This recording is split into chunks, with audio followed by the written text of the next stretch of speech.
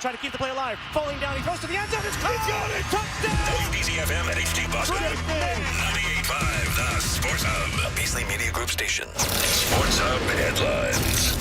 The Bruins got a Morgan Geekie goal in the first period to take a 1-0 lead in New Jersey last night, but then things went bad after that in a 5-1 loss to the Devils at Prudential Center. Just execution, I think. We're trying to find an answer in here, and, what we're doing is not good enough. We know it. I mean, it's embarrassing, frankly, just the way that we're letting these games slip away from us, and there's not too many of these left. So we know the position we're in and what it's going to take to climb out of it, so just try to get back on the horse tomorrow. Dawson Mercer scored twice for the Winners. The Bruins play again tonight at home against Ottawa. Ryan Johnston and Bob Beers have the pregame at 6:30 and the face-off at 7 here on 98.5 The Sports Hub. As for the Celtics, they began their back-to-back with a win, 117-113 in overtime out in L.A. over the Clippers late last night. Jaylen Brown, 25 points on a day that the Celtics are missing Al Horford, Drew Holiday, and Kristaps Porzingis. The Celtics visit the Lakers tonight. Grandy and Max have the tip-off at just after 10 o'clock here on 98.5 The Sports Hub. Patriots made it official yesterday, hiring Josh McDaniels as the team's offensive coordinator and Terrell Williams as their defensive coordinator. The Patriots' only Pro Bowler, special teams ace Brendan Schooler, is apparently hurt. He was replaced on the AFC roster today by Pittsburgh's Miles Killebrew. Jets made it official yesterday, hiring Aaron Glenn as their new head coach. They have signed him to a 5-year contract. And former Jets head coach Robert Saleh met with Jacksonville yesterday after the favorite for that job, Tampa assistant Liam Cohen, pulled himself out of the running. He's going back to the Buccaneers. The Jaguars have also parted ways with GM Trent Baalke. Sports Hub headlines are brought to you by Dr. Matthew Lopresti and Leonard Hair Transplant Associates, the hair doctor of Hardy, Charlie McAvoy and Tuukka Rask. Call 1-800-GET-HAIR for a free consultation. I'm John Wallach on Boston's Home for Sports, 98.5 The Sports Hub. Your next update at 6:30. If you've got the app, you've got Toucher and Hardy to wake you up no matter where you are. Or who may or may not have been to jail. Get the app. The 98.5 The Sports Hub app. Ladies and gentlemen, I need all of you to stop what you're doing and listen. Toucher. Fred Toucher on Instagram. Follow and see dog humping videos. And Hardy. I'm going to withhold sex. On 98.5. Hello. Hey there. Yo. Can we use this for the radio? What? Let me hear you say, oh. Na, na, na, na. Crush me, mommy. Just not enough booty to go around? Say my name. I'm a robot. I'm the son of the post. I'll chase you around a little bit. Wow. Holy smokes. Yeah. Instagram. I want to dip it in. What? Toucher and Hardy. Watch Daddy and Uncle Freddie. Knocking back some fans and having some fun. On 98.5 The Sports Hub. Let's go.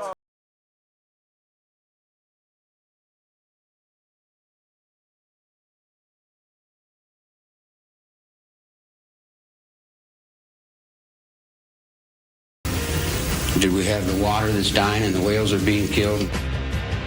Did you kill Shay? Hell no. Did you cut the human's ear off? Hell yes.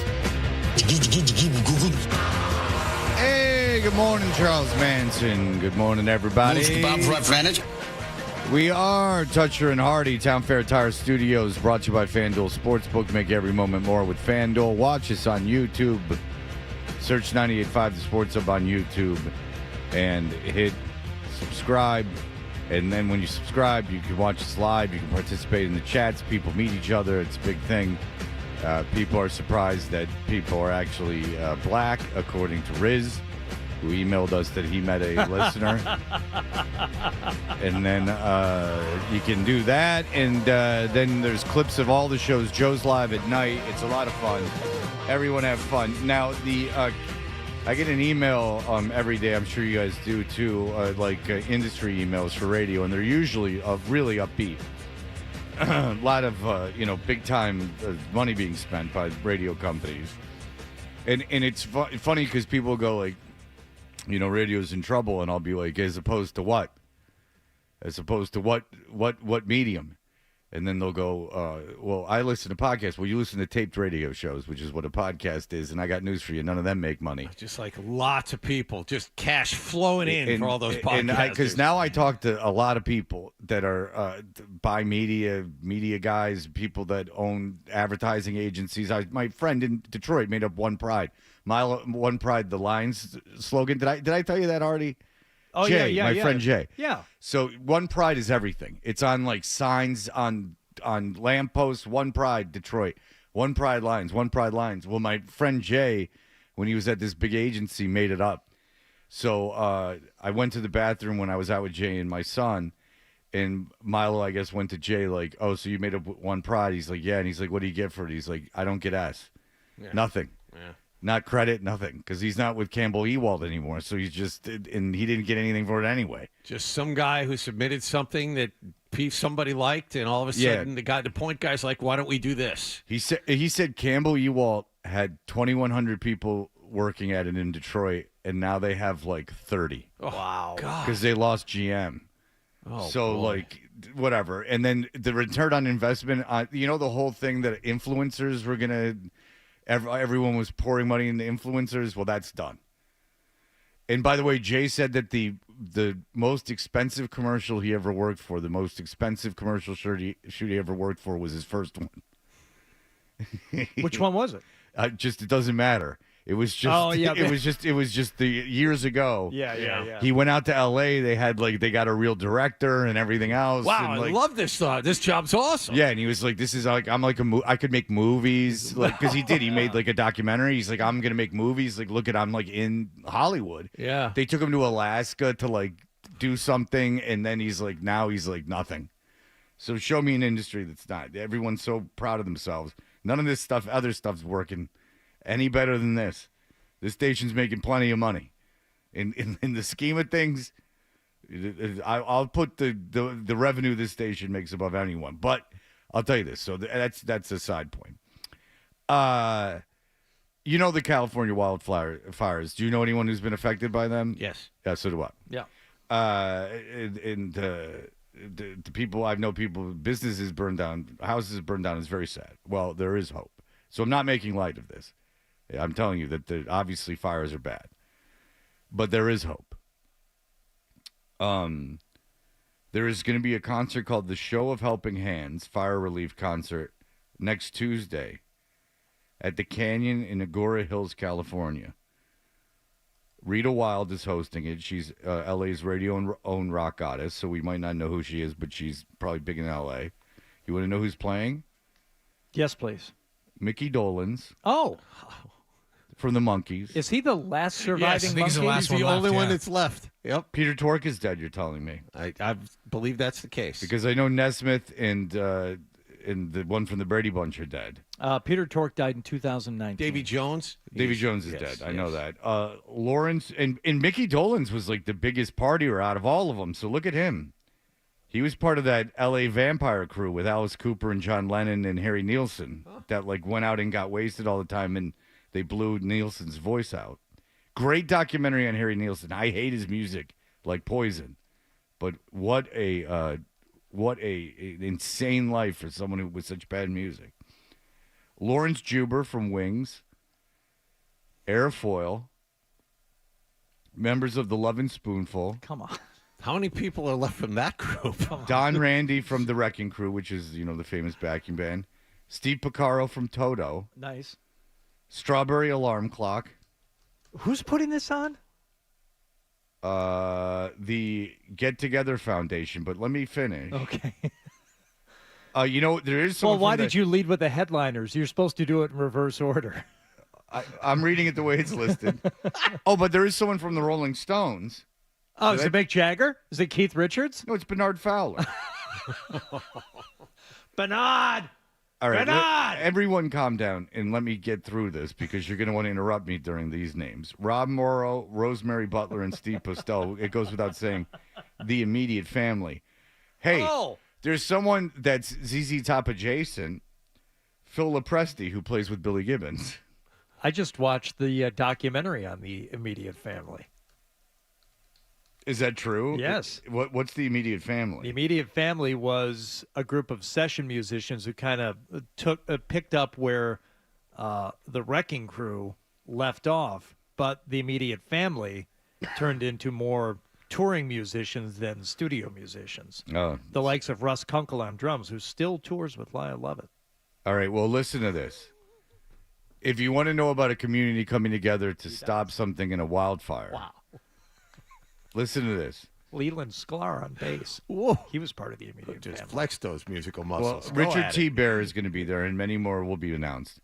100% of the proceeds will benefit the Guitar Center Music Foundation to help replace musical instruments lost in the fire. That's nice. I thought you were just going to say Benefits Guitar Center and then stop there. That's what I thought. Well, the Guitar Center jammed their name on it, so yeah, I think it does benefit Guitar Center. Benefits Guitar Center in Rancho Cucamonga, Right. which suffered smoke damage in the stockroom. They lost the one in Calabasas. So if your house burned down, like you have like a small like single family home ranch, and you lost your Ibanez, you know, you get half of it, half the value back. It is, you've said it before. I'll say it again, so no one can accuse us of otherwise. We're not making light of it. It's just that's quite a list of people at that benefit company. I don't know how it's making. I'm telling. It doesn't make the fires any less damaging. It's just a collection of nobodies for something that's very esoteric. The replacement of instruments that were lost in the fires. Take back the nobody's part. I already told you about the importance of the immediate family in musical history, along with the Wrecking Crew. And you know someone's a famous musician that can raise a lot of money when there has to be a documentary. Are you going to be like this all morning? Because I won't stand for it, sir. You can say a lot of things about a lot of people, but not about the Wrecking Crew and the immediate family. Am I going to be irreverent and biting all morning? Checkmate. Oh. You got that right. Oh. Yeah, I'm you know me. I'm just making fun of the fires and everyone that lost their houses. That's all I'm doing. It's a lot of fun. All right. Listen. I have one friend in L.A. who said, because of the fires and, oh, my God, the economy and everything out there, I'm thinking about leaving, If they said Austin. No, they're like considering everywhere. And like a lot of people in L.A., they have friends here in Boston. So I sent them a screenshot of the temperature when I was leaving the house the other morning. I said, you might want to think twice because we've had a few good winters here. Yeah. And this one, it's not even bad in terms of like the snow and stuff. It's fine. It's manageable. This cold is legit. Yeah. It's not all good. of us who are used to it, no one is enjoying this. No one is brushing this off and saying, it's not that bad. It's funny. Billy Jaffe, who grew up in Chicago, came in and was like, boy, it's cold outside. Yeah. Man. Yeah. So Californian people moving. So my dad is on that like Tellico Village where they live. Is something like 6,000 homes. Like they get a lot of people from all over the country, but it's in East Tennessee. So a lot of times, so he knows like where people are moving in from because they have the data to market it. Forever it was the Midwest. It was like Detroit and Chicago. The most amount of people they're getting now by a lot is California because everyone's leaving because there's no real estate tax, no state tax in they have sales tax, but no state tax in Tennessee. So like all these people are moving from California because it's like the worst place on the planet to retire. So if you're moving from the climate of California into the hick wilderness of East Tennessee, things in California could be better. Yeah. But I did have a friend who moved to Austin like 12 years ago, and he's like, I don't even know why I did this now. Oh, yeah. He's Really? like, it's between the tech and the Joe Rogan morons. Yeah, it's no good. Austin, not that long ago, was the place to go. Yeah, and then it got to be too much of the place to go. Like the whole point of like it's not like fun anymore. Like did you ever go to South by Southwest? I've never been to Austin. Okay. South by Southwest used to be like the coolest music festival. And you got to go back maybe to the 90s where it was 90s, early 2000s. That was, and you could see great bands and it was really a cool collection of like radio people and music people, and it was and I never went, but from people who did go said it was the best gathering. It was like an unofficial convention, but this meetup, and apparently it's turned into this monster that you can't even get near. And I don't know how many, probably thousands of performances there are now, because there are hundreds of bands playing at all these different venues at all times of day and night. And They bring in like actual big headliners now, which you can't get tickets to those shows anyway. And why would you? The whole point of South by Southwest was to be a little bit underground. This is like under the radar stuff. And now it's turned into something that it's like impossible to get to, impossible to see all this stuff. And what's the point of it anymore? And everything's sponsored, so it's not for the music fans. It's for the sponsors and all the riffraff they bring along with them. I was just reading something about how South by Southwest was put together, and it was put together by like these like record store guys, like no, the Austin the Austin Chronicle. It was put together by this like crap weekly. Like it was like the Boston Phoenix. Yeah. Like the Austin Chronicle, it was these guys, because I read this memoir by this woman, and it wasn't even about her career. And it was just these like throwaway. But David Sedaris used to write for the Austin Chronicle. Let me tell you this. Or no, he was in Seattle. I apologize. That wasn't it. I forgot what I was going to say. Oh. And it's a shame because it was going to be something. You got me sidetracked with this. Bob, go ahead. Bob. Freddie T, my man. Hey, what's up? Your favorite movie is Goodfellas, right? It is. Mine is definitely up top 5. Okay, what's the best part of Goodfellas? Oh, boy. I don't know where you're leading me. The freak out, coked out scene at the end when the helicopters are chasing him and he's driving around and smashes on the brakes. Harry Nilsson's jump in the fire is played for like 10 straight minutes in that scene, and that's a really good song. Yeah, but the coconut song is also his. Oh, I like that. That song. Everyone's, staring at me. I don't hear a word they say. Like that. I don't like that. Living stuff. Without You is one of the greatest songs ever written. Admit it. How's it go? It's a Mellow Gold song from the 70s. I can't live if living is without you, and it's just. Oh yeah. Okay. Yeah, that's not a bad song. You're correct. You don't like the "Everyone's Talking at Me" song, even with its usage of Midnight Cowboy? I just watched Midnight Cowboy again to see if it was controversial. How can you watch that movie? I didn't think it was bad. Oh, come on. I had a boner the whole time. I like when he went into the coked out gay guy's place. That's when I got super excited. But thank you. You were right. The best first guy, like in Mean Streets, to play unconventional music during fight scenes, like violent scenes. Like he played unconventional rock music during it. I think he invented that, if I'm not mistaken. I'm no film expert. And thank you for bringing that particular point up, because it's one of the things I point to when anyone starts talking about A Bronx Tale, which I say is not a good movie. It's pretty boring, yeah. The fact that they use the 10 Commandments of love while they're beating up the bikers and throwing them out of the bar. Which is a great scene. Gee whiz, where did you get that idea? Yeah, that's a ripoff.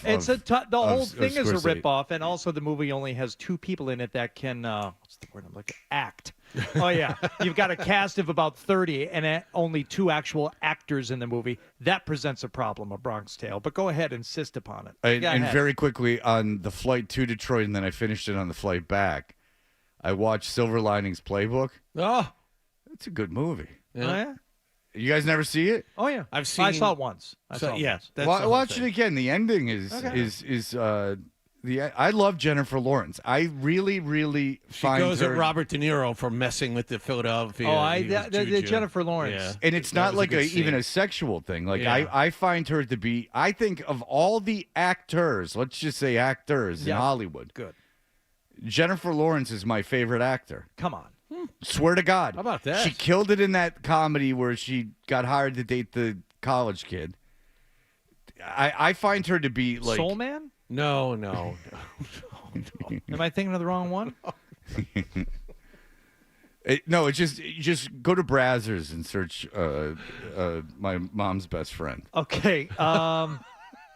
No Hard Feelings? Yeah. Okay. Never saw that. She's extraordinarily charming in it. I think that Jennifer Lawrence, if you said you have to see a movie based on just an actor in it, I might go Jennifer Lawrence. How about that? I might. Kaboom. Interesting. Okay. I didn't care for American Hustle all that much. I only saw it once. Okay. I didn't think that was I didn't. I don't remember disliking it. All right. I have not seen. I saw the Hunger Games movies. I did not. You didn't see? Oh, it's new things for you to discover. Silver I will Linings not. Playbook.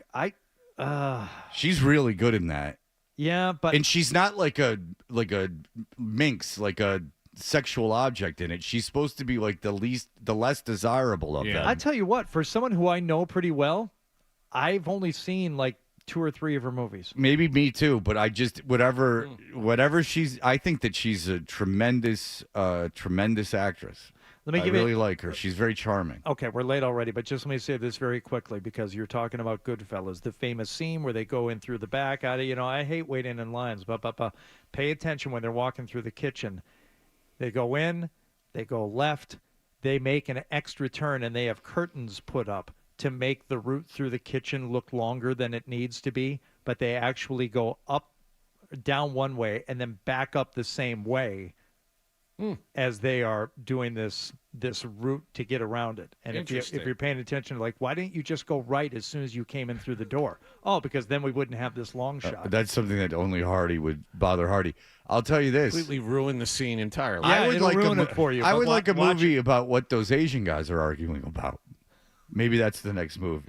It's just said, and it could be like The Bear, but with Asians. And it could just be what they're arguing about in the kitchen. What's the Chinese word for bear? I'll figure it out because it is Lunar New Year on Wednesday, no school. Next Wednesday, no basketball practice, no school. Lunar New Year, my friend. And I believe that is a Chinese thing, right? Correct? All right, so we'll be back in just a moment. More.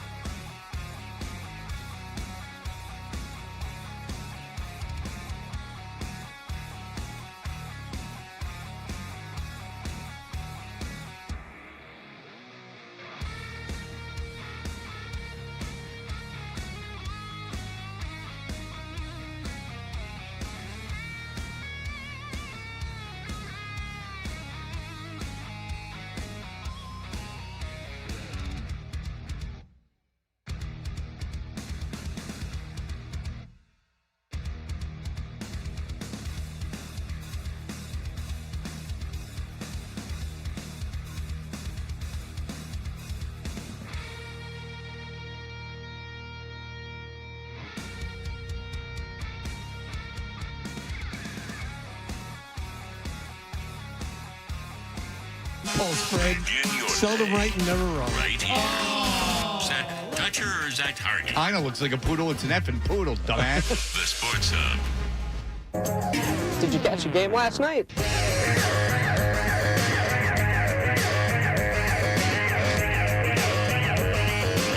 Hey, we're Toucher and Hardy. What happened last night is brought to you by Leonard Hair Transplant Associates, where your hair doesn't have to be a game of what happened. Which, of course, is from the great Best in Show. So change your lettuce and change your life with Dr. Matthew Lepresti at 1-800-GET-HAIR. Hardy's got a guy flew in from out of town to do it. So good for him. Yeah, my buddy Frank. That's from how Vegas respected 1-800-GET-HAIR and Dr. Matthew Lepresti are. Yep. He's doing that today, and he thinks he wants to go to the Bruins game tonight. We'll see. We'll see. He's from Vegas, a little cold. We'll see if he actually wants to venture outside of his hotel more than he has to. They're staying in a very nice hotel, so yeah. No. Not only what happened from Best in Show, but also, I don't think so. Those are the two catchphrases that Fred Willard was most proud of when he's talking Best in Show. I came up with, I don't think so. That's one of the... And you know who did not find that funny? Who? Joe Garagiola, because he said he was doing Joe Garagiola, and then Joe Garagiola did not like that at all. Oh, come on. Oh, yeah, he didn't have a good sense of humor about it. Really? Yeah. Oh, that's true. too bad. Yeah, it's pretty funny. Yeah, he didn't like that so much. How many do you think I could bench press? 250 pounds. Which one of these dogs, if they're on a football field, which one would be your wide receiver? Which one would be the tight end? All improvised. Yeah. All right, let's talk about the Celtics last night. Played very late as I tuned in the beginning of the game to catch this wall, this fabled wall at the, what's the name of the? Intuit Dome. Intuit Dome. Yes. Let me tell you something. The wall does not translate on the television. That's interesting. You asked me how much I watched. I watched 2 minutes. I wanted to see behind the basket, and I'm like, which basket is it? Where's the wall? I couldn't tell from the TV. There's seats. Now, yeah. I firmly believe, because everyone's talking about it, and they talked about it on the broadcast last night, that it's really imposing when you're going in that direction. But the camera angle, whatever. Right. It just looks like stands behind the basket. Exactly. And what we should tell people what it is. The wall is 40 or 45 rows of seats directly behind the basket, uninterrupted. Most buildings have a lower bowl and an upper bowl. This is a little bit different. But there are still plenty of courtside seats right behind the basket. Yeah. So it's not like this wall begins. I was picturing something like The Matrix, where there's just people in pods, on a completely vertical wall staring down at you. No, there's seats on the floor, and then there are stands that are staggered back. And okay, all right. In person, I'm sure it's great. Just like Jason Tatum in person is great. 52-51, Boston by 1, 3:18 to go first half. Tatum switches to the right hand, coming downhill. Gets to the cup and a big-time flush on Mo Bamba. Bumper? What? Wow, I got your bumper right here. That sort of came out of nowhere. You were expecting him to lay it in, and he cuffed it. Big time flush? What's in there? Why'd you flush it? If it's yellow, let it mellow. Good call, dude. Just leave it there. If it's yellow, let it mellow. If it's brown, flush it not so fast. I've developed a bit of the middle child from Full House's lingo. Cool, dude. Oh, no. After all this time, a twist. Yeah. What else? What other phrases you picked up from Full House? Have mercy, which is I never say. That's a safe word, and I've never gotten there yet. This was a extremely tight game between the Clippers and the Celtics last night. Thank God for Sam Hauser. Tatum, kick out. Hauser steps right into a three and hits another one. Well, he is locked in tonight. I mean, that was over there near the Clippers bench. That was 3 or 4 feet behind the three-point line. But it wasn't just, the superstars like Sam Hauser. The Jason Tatum had a decent night. Jaylen Brown, though, late in the game as we were approaching the end of regulation. Derek White gets it into Jaylen Brown in the corner. Here comes the double team. Jaylen puts it to the floor, spins, and throws it away. Picked off. Derek Jones going the length of the floor, lays it in. Ties the game with 4.2 to go. A calamitous turnover by Jaylen Brown. That was not good. Not good. When you're up by 2 with the ball with less than 10 seconds left. Not good. So they would go into overtime, and once again, Jason Tatum's stepping up. Tatum against Kobe Brown. Turns him around. Pull up 3. Got it. Big time. Big time. Back-to-back threes. Yeah. By White and Tatum to begin the overtime. 109-103. Yeah, 4 for 13 from 3, 4 for 12 from 3. Whatever, man. I don't know anything about basketball. They won. I mean, I'm not going to sit here and pretend. Oh, yeah, we didn't get the ice. It's just a lot of missing. Not a lot of star power in this game. Tatum and Brown played, but the Celtics are missing Holiday, Porzingis, and Horford, and the Clippers are missing 4 starters and 2 bench players. Which is why the icing on the cake came at the hands of one Celtic player you wouldn't necessarily think of. Derek White. Now for Tatum. 8 on the shot clock, 14 on the game clock. Boston by 2, trying to end this thing again. They thought they had twice already. Derek White enters to Queta. Queta reverses it up and in with 6.4 to go. Wow. Queta? Neemias Queta, who probably traveled, but it counts. It's a lay-in. What if his name was Albert and they didn't know? And it was Al Qaeda? Hello.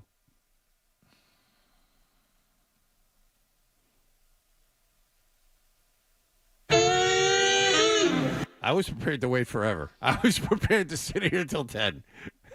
I was. It's irreverent.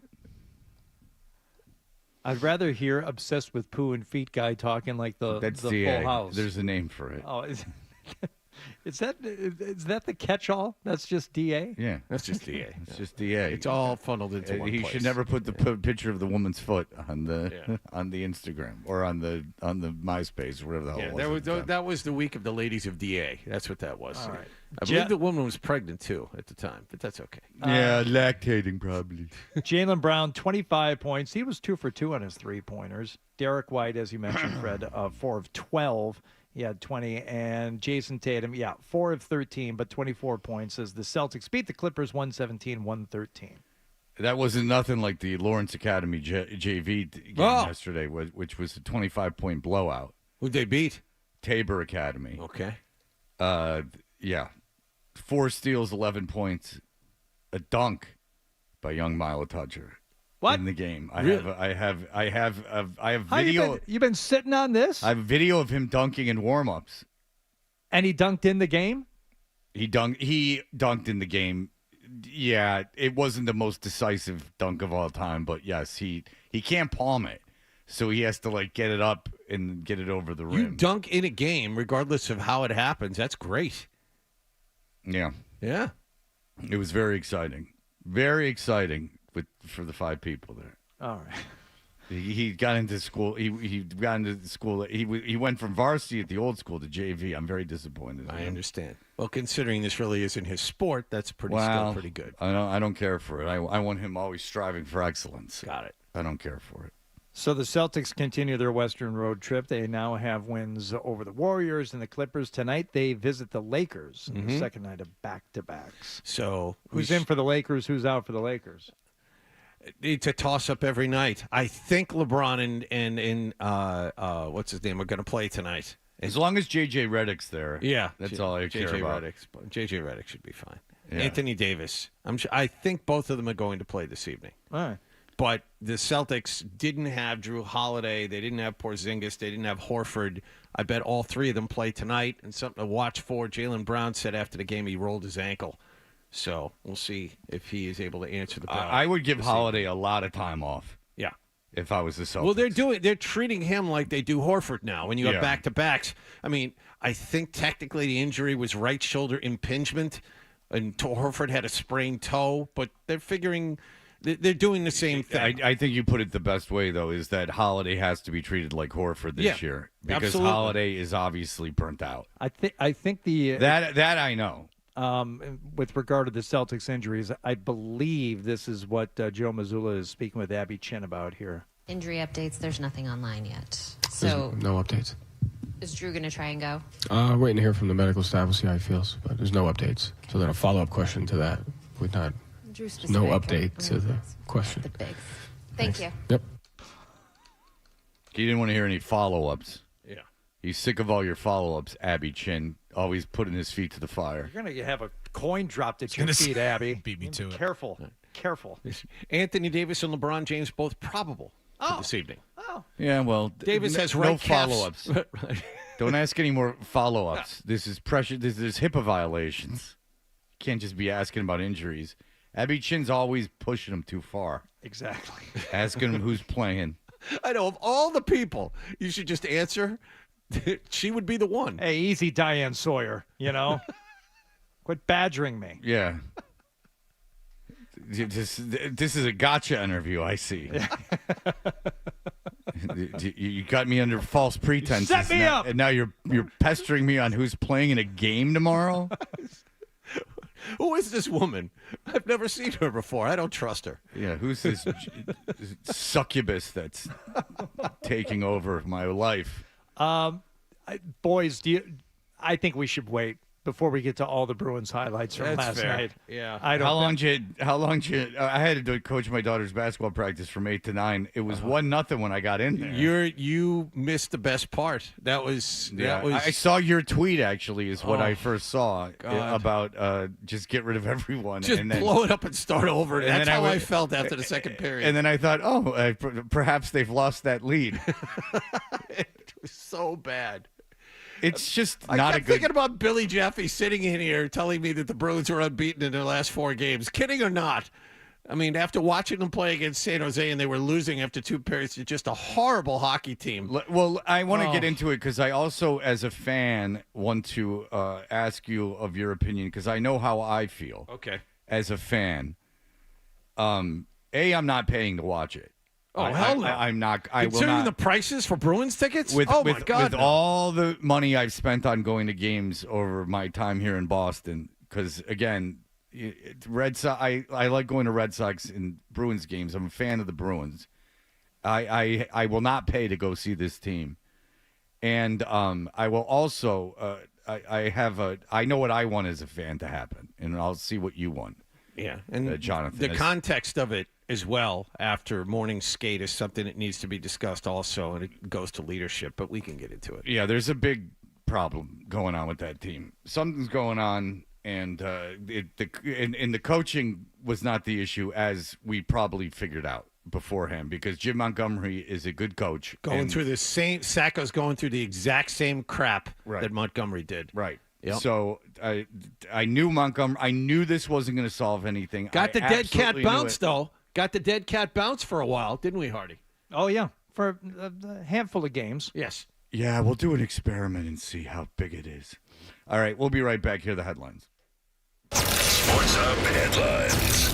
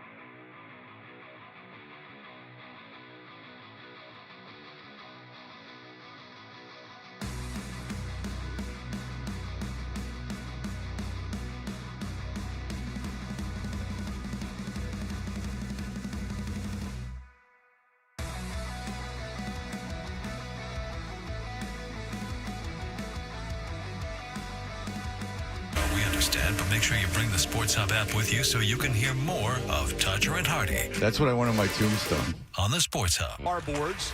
And a clearing effort stolen by Zaka, moving toward the high slot, gives off to Pasternak, back across, and they score! Morgan Geekie on a one-timer from the bottom of the left circle on a nice feed, and the Bruins grab the 1-0 lead. Nifty goal there. Nice crisp passes going back and forth. Everything looking like weird. Well, I thought Dylan was riding him in there. He was. That's a good burst of speed there by Beecher going down that left wing side. And Brazo going right to the top of the crease. He's kind of he's stopping in front. 55 has 2 minutes. Goalie interference. Wow. He got tripped.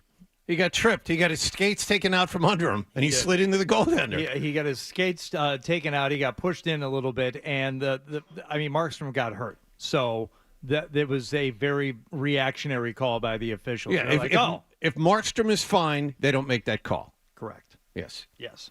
So that would end up leading to a goal for the Devils last night. And for everything that was going on in this game, you got to give it up to Jeremy Swayman, who had to contend with about 4 minutes of possession by the Devils, just facing shot after shot after shot. Now a chance, hits the post, a rebound in front. Hischier had a chance. Swayman made the stop. Jones able to push it wide of the net. Jack Hughes with it. Bruins scrambling in their defensive zone here. Dillon, top of the left circle. Gives off for Brad. Over to the far side. Swayman makes another big one on Jack Hughes. There are literally 2 or 3 more highlights I could play that are just montages of Swayman making saves that are not edited together. It's just shot, shot, shot. And as unimpressive as the final score ended up being, as the Bruins end up falling 5-1 to the Devils, except for the puck coming out to mid-ice after every goal that should have been scored, it could have been a lot worse. I mean, I think it was maybe Jeff, you said it last night. It could have been 7-8-1. Well, they actually would have. They 10, 11. Except for the fact that the puck would have left the zone momentarily after each of those goals. There's only so many minutes in the period. I don't know Time that eventually would have ran out. But the number of shots that Swayman had to make legitimate saves on last night. I thought New Jersey could have gotten 10 last night, maybe 11. That's how bad it was in the second period.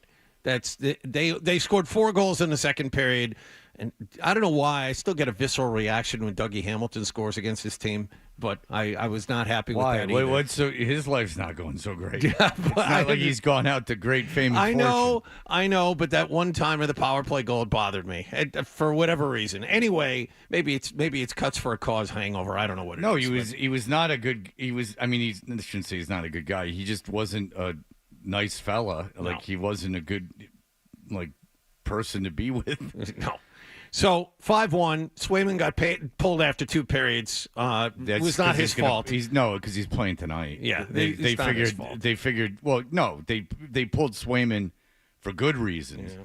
They pulled Swayman because they're like, look, we're losing this game. We'd rather have you in goal tomorrow night. Yeah, so that's why they pulled him. All right, so here's the deal. And by the way, faced 29 shots in those 2 periods. Yes. Yeah, it's ridiculous. And I know McAvoy's not there, and what's his face? Lindholm's not Hampus there. Lindholm. And Lindholm, who knows when he's coming back. Okay, I'm a Bruins fan. Got here in 2006, so it's been about 20 years. I feel that I can speak on the matter. I do very much care about this team. Since I've been here, they have not done anything for the future. Everything has been for the moment, and it's been a great long run, and it's time for it to end. They gotta clean house. I mean, every expiring contract, I would be looking to move. I would be looking to move. I love Brad Marchand. I like him personally. I would listen to any offer on him, even just for his own. Let him go challenge for a cup, get another Stanley Cup. He'd be great for a team in the playoffs.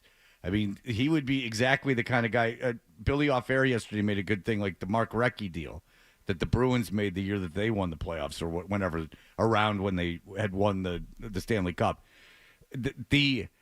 it's time. This team is not going to do anything. They thought they were built for the playoffs. I thought if you kept your coach, that they'd figure it out, and they'd get into the playoffs. Maybe they wouldn't get one of the top 3 seeds, but they would get into the playoffs, and then it doesn't matter. It all starts over again, but this team just doesn't have it. Brad Marchand, after morning skate, made a big show of it. All the reporters heard him say, you know what? I expect you guys to be on it today. Take care of the small things. Take care of the details. I mean, let's go. We're going to do this tonight. And then they go out and play like that. I mean, whatever. I don't know if they're ignoring him or this team just isn't talented enough. No, it's not talented enough, John. If you look at who was on the ice last night, they're not good. They're just not a good team. They aren't. They have. In last night, who on that team's any good? The only guy, and the other scary thing is Pasternak's playing really well. Yes, he had 9 goals this month. That's more than anybody else in the league. Pastrnak and Swayman are the 2 guys that you build around. They're never going to get rid of Pastrnak because they'll never get equal value back. So Pastrnak and Swayman, and I really don't. I truly believe there's no one else on this team that you shouldn't consider moving. Well, they're tied down to Lindholm and McAvoy for a long time. I know, but but I would trade either one of them if someone wanted them. I'm saying trade them. If someone wanted one of those contracts and they said, I want a Norris Trophy caliber defenseman, I want Charlie McAvoy, and they offered, several picks and several prospects, I would definitely look into it. Considering how McAvoy has played this year, you're not going to get that this time around. John, I know. I'm just saying it's a matter of the situation of the team more than the reality of it happening. Sure. It was. I am all for what you're saying because they've been painted into a corner for years, but they keep pushing it off. Now it's time to pay up. Yeah. This is what they should have done last year, and they or the year before that. I mean, they should have done something like this far beyond this year. They should have done it. And they can't 18 tear months ago, and it can't be a complete teardown because you have cornerstone pieces that you want to build around. Billy sat here yesterday and talked about this. You have to figure out a way to rebuild around 3 or 4 guys. Right. And you have to do it now. You can't say, well, you know what, we might make the playoffs, and if Swayman gets hot, this collection of guys, they don't have the chemistry. They're not playing well together. They make the same mistakes over and over and over and over and over again. And getting Lindholm and McAvoy back doesn't fix this. No, and you also spent $8 million on a third-line center. So have fun with that. I mean, you made a gigantic whiff in free agency, and enough time has gone by where you did. That was a first guess. Boy, what are they doing? I mean, Lindholm didn't play well last year. And people say, you know what? You get traded, and there were personal problems. He didn't play well. But wait. He's got a clean slate this year. No, he's that guy. They were desperate. He's not good. They were desperate, and it's just time. And you're right. They can't do a complete teardown. Everyone who is around the organization knows that they can't afford it because people will just stop going. So you gotta and there's no way they're moving Pastrnak. There's no way they can move Swayman, but Swayman's playing well at least. That's the best news of the season is Swayman's gotten back on track because that would have been a real disaster if you were stuck with him for 8 years and he was playing like crap. Yeah, that would have been like something you can't get out from under. But yeah, I mean. Prospects and picks, and the thing with prospects is prospects that like you theoretically could come up and play, sooner than later. You got nobody. The Athletic released its list of top 139 NHL players under the age of 23. You know how many the Bruins had? None. Yeah. None. Yeah, so it's time.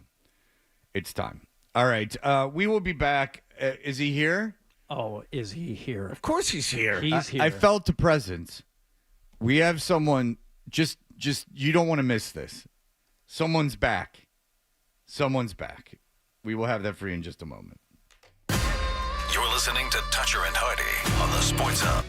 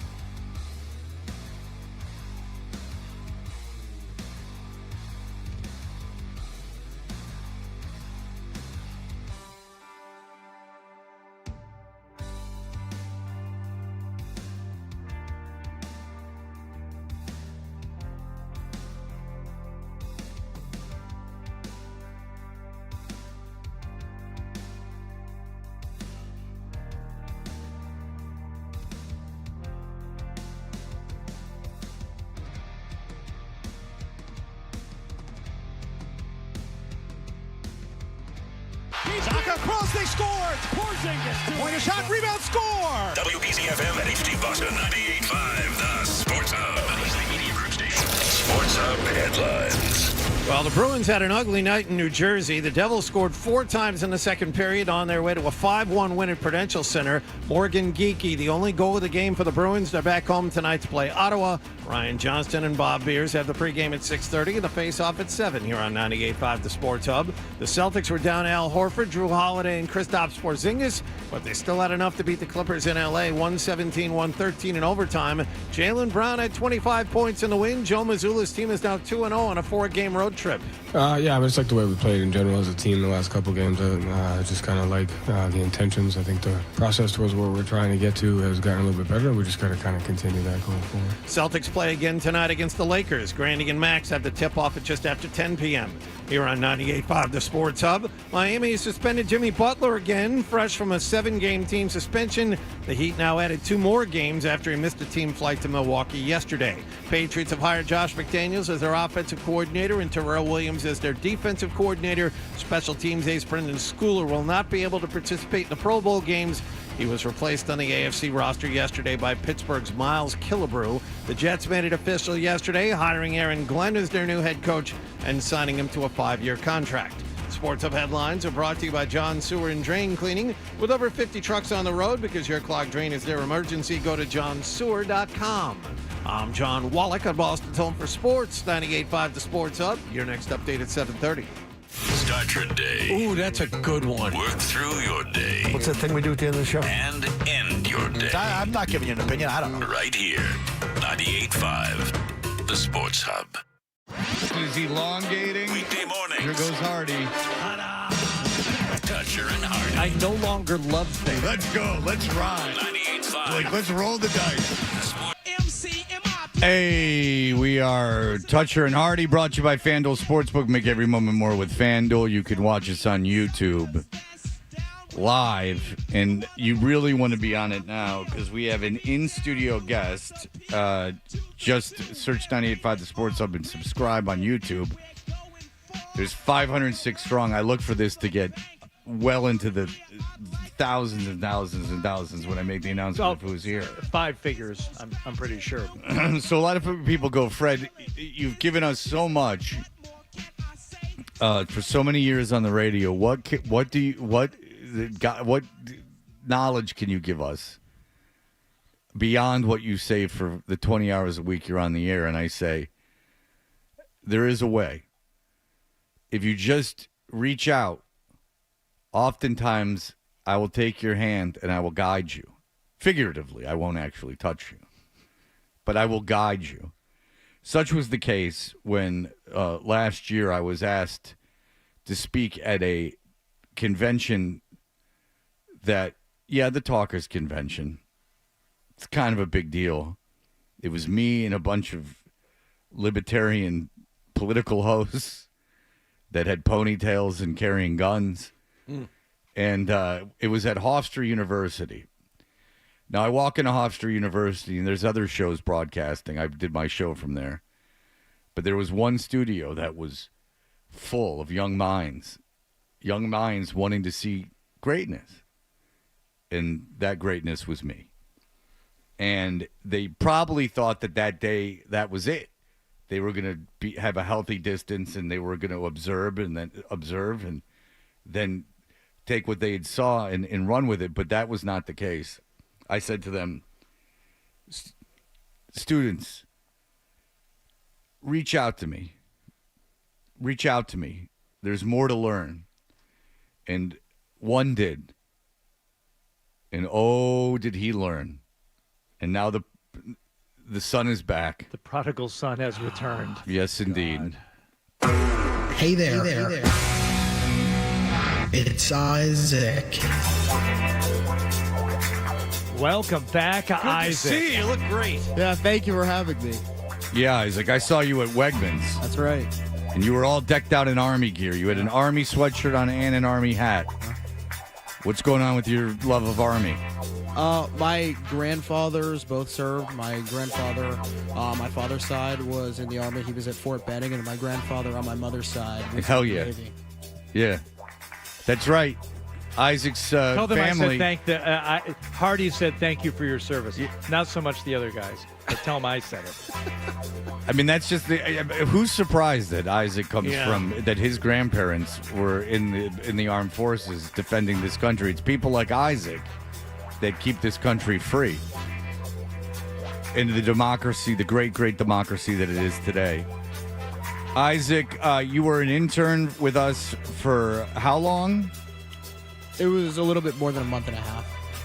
How has your life changed since your internship, Isaac? Well, I've learned a lot. I know you learned a lot. That goes without saying. We all know that. What have you applied it? How has your life changed, Isaac? I feel like I've gotten a lot of opportunities. Yeah, you have. Just gotten a better sense of what I'm doing. Now you intern now for a Fox affiliate in New York City. I do. Yeah. Wow. How about that? When you go in, how many questions did they pepper you about the show? I didn't get asked much. Isaac. But I did at school. How much did you offer up then? Yeah, Isaac, if you weren't asked. Did you ever correct them and go, no? Like if someone came in too early, did you ever say that's not necessary? No, I didn't do any of that. Because if you recall, when I asked Isaac what he had learned at the end of an internship, he said, you don't have to come in so early. He said that you come in, not a lot of prep work needs to be done. And I said, Isaac, you're learning. Like, is there some, like, hard-on anchor over there that's, like, thinks they're doing God's work by coming in early? And, Isaac, you just shake your head at him like, you stupid a-hole. Look at you, you jerk-off. Not really that I know of. Yeah. Yeah, they know what's going on. Isaac, how hard is it when you meet people to not tell them that you interned on this show, to save it? Is it the first thing you want to say? It's not the first thing. I say a lot of people did ask me about it when I went back to school. Yeah. And what'd you say? I said it was a great experience. I loved the show, and I missed it. Did they hear you on the show? Hi. A couple of them did, yeah. I sent clips. Yeah. They watched it on YouTube? I'm not sure how they watched it, but the manager of the station, who I believe you met, I believe he heard it. Do you find yourself feeling more confident now in professional and social situations as a result of being a part of this show? Maybe a little bit. Yeah. Yeah. You just walk into a room and you're like, you know what? This may have intimidated me before, but now you walk in and there's nothing to fear. It's just, hey there. Yeah. Here I am. I for the first time, I opened up YouTube during the show. Okay. And we get the bump? Yeah, there's 1,000 more. It says, Isaac looks more like Fred's son than Fred's actual son. Wow. And that is true. Isaac and I resemble each other. That's a deal. huge compliment to you both. Yes. I mean, it really is. I can think of no higher compliment. All right. Than that. So, Hardy, let's remind people who Isaac is and what he's done. Okay, we know about his time at Hofstra. We know how he got here in the first place, but we asked Isaac to share with us a tale of something from his past, and he told us a story that was then dramatized. Not that it needs any more added drama. Do you know the story that you told us, Isaac? Yeah, the iced coffee story. The iced coffee story, indeed. In middle school, during recess on the playground. Ew, there's Isaac. Let's throw a rock at him. She threw a rock at me. Threw a rock at me. Threw a rock at me. Threw a rock at me. And at my high school, a couple years later, there was a restaurant in the school. I was the cashier. Ugh, look who's behind the cash register. I don't like him. We have such a dicey past. We just didn't get along. Dicey past. I could not stand her. She could not stand me. Very dicey past. Give me an iced coffee with cream and sugar. Purposely made the coffee the wrong way.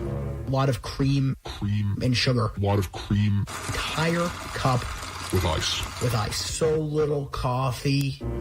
Gross. Disgusting. My name is Isaac Brendel. Say my name. So you Isaac. you got back at the girl who had thrown the rock at you on the playground in middle school. The way you got back at her was when she came up to the cafeteria to order an iced coffee with cream and sugar. You gave her an iced coffee with a lot of cream and a lot of sugar. Yeah, I totally botched the order on purpose. Say my name. Say my name. Isaac. And Isaac had the balls. One thing he learned is he's like, you got to admit things on the air. And he did. Now, what is this? Zolak had something to say about this? What happened? Did you say something about Zolak? No. Before this? Oh, okay. No. I thought you said Zolak had something to say.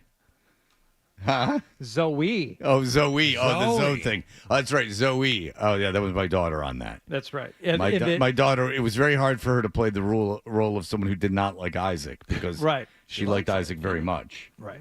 All right. Well, Isaac, are you back? When do you go back to Hofstra? I go back Saturday. First day of classes for me is Tuesday. So how long have you been home? Oh, long time. Hofstra's break is really long. I think I've been back here since like the 20th, 21st. Whoa. So you've been back for over a month. Yeah. This is your first visit to us, and you've been back for more than 30 days now. What else did you do during your time off? Were you working? No, just been relaxing. Went to Mexico with the family, which was fun. Did you go to one of the pharmacias and load up? No, but steroids are legal there, which I learned. Yeah. Isaac.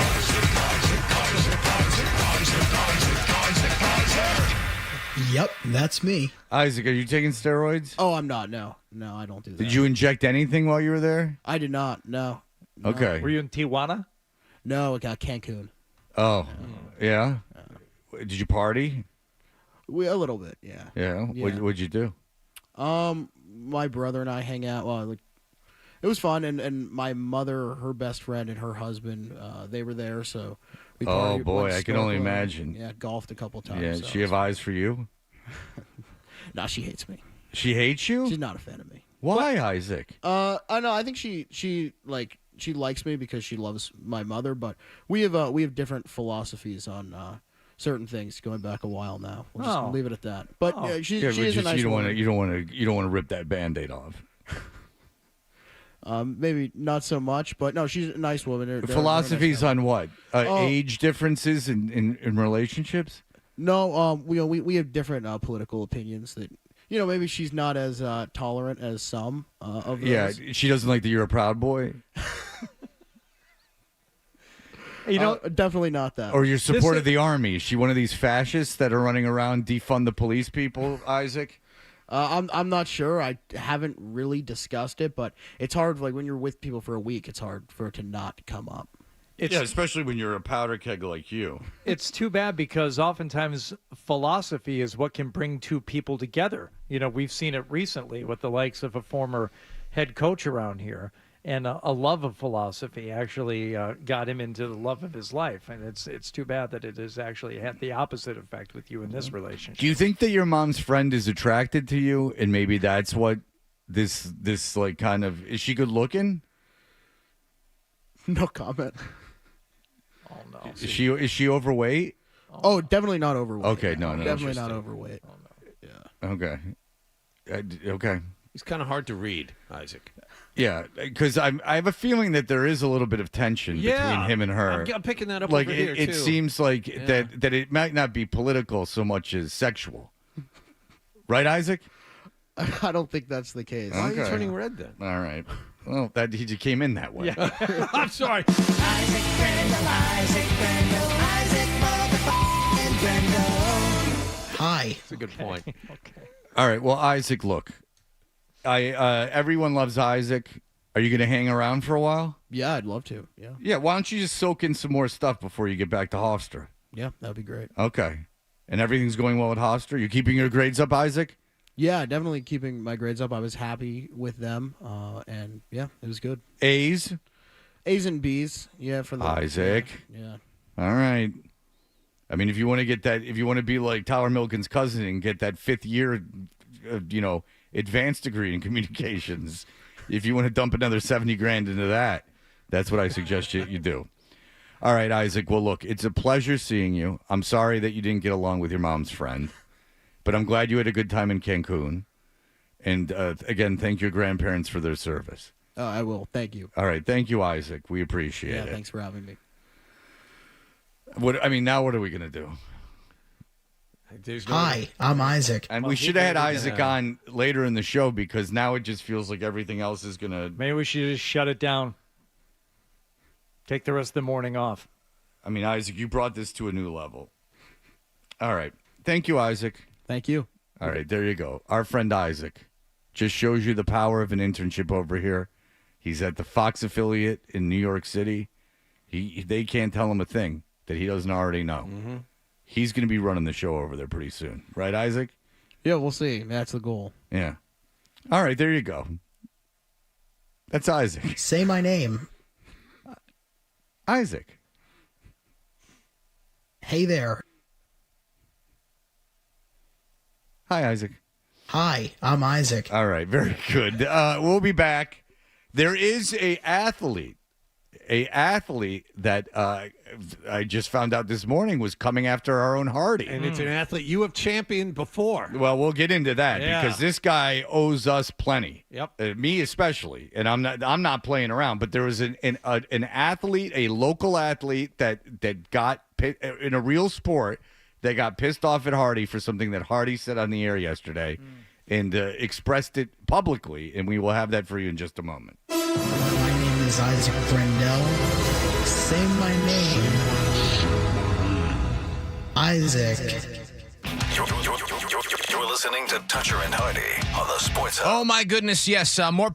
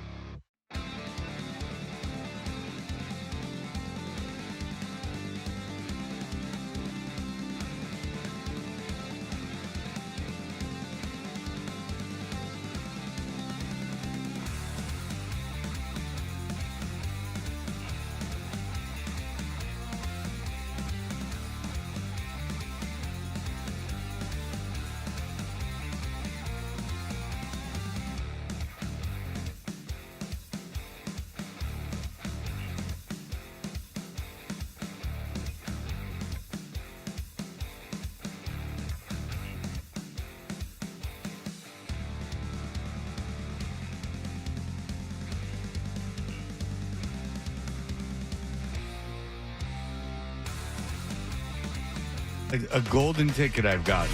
There you have it. Toucher and Hardy resumes on the Sports. Hoyer takes the snap, back to throw. Here's the rush, gets rid of the football to the right, and it is intercepted. Hoyer was under great pressure that time. Intercepted by the Cleveland Browns. To Brian Hoyer. Again, Hoyer in the shotgun, takes the snap. Here's the rush. He steps up, shoots it long and deep. It could be picked off. It is intercepted by the Giants in the end zone, and that will wrap it up. The ball well overthrown. Hoyer takes the snap, dropping back and firing right. Picked off by Cyrus Jones. Out of attack on the 20. And he slides down at the 15. I mean, you couldn't have telegraphed this one any worse. My gosh, poor Brian Hoyer here. Threw it right to him. I don't know what Brian was looking at here. Hey, we're Toucher and Hardy. And yesterday we were talking about the McDaniels hire. And look, McDaniels still lives in the Foxborough area. He is now the offensive coordinator for Mike Vrabel for this Patriots team. It's the third time he's been back. I think this has only happened one other time in the NFL that a guy has come back 3 times to be a coordinator. You cannot argue it's an uninspired hire. That is by definition, it's uninspired. He's coming back the third time. He just happened to be around. He's getting paid by another team, and you brought him in. Now, look, he's been the offensive coordinator for very, very good teams, and there's no doubt about it. So yesterday we were talking about it, and all I said was that, look, you can't make the argument. The only argument that I hated about it was that when people say, oh, well, he'll be around for a long time and you don't want a guy to have a bunch of offensive coordinators. Yeah, you don't want a quarterback to have a bunch of offensive coordinators that you're firing.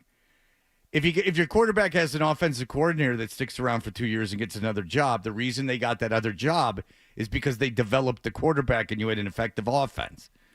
So the idea that you'd get what you're really saying by that is there's a chance we might get an offensive coordinator that's too good and that could actually be a head coach.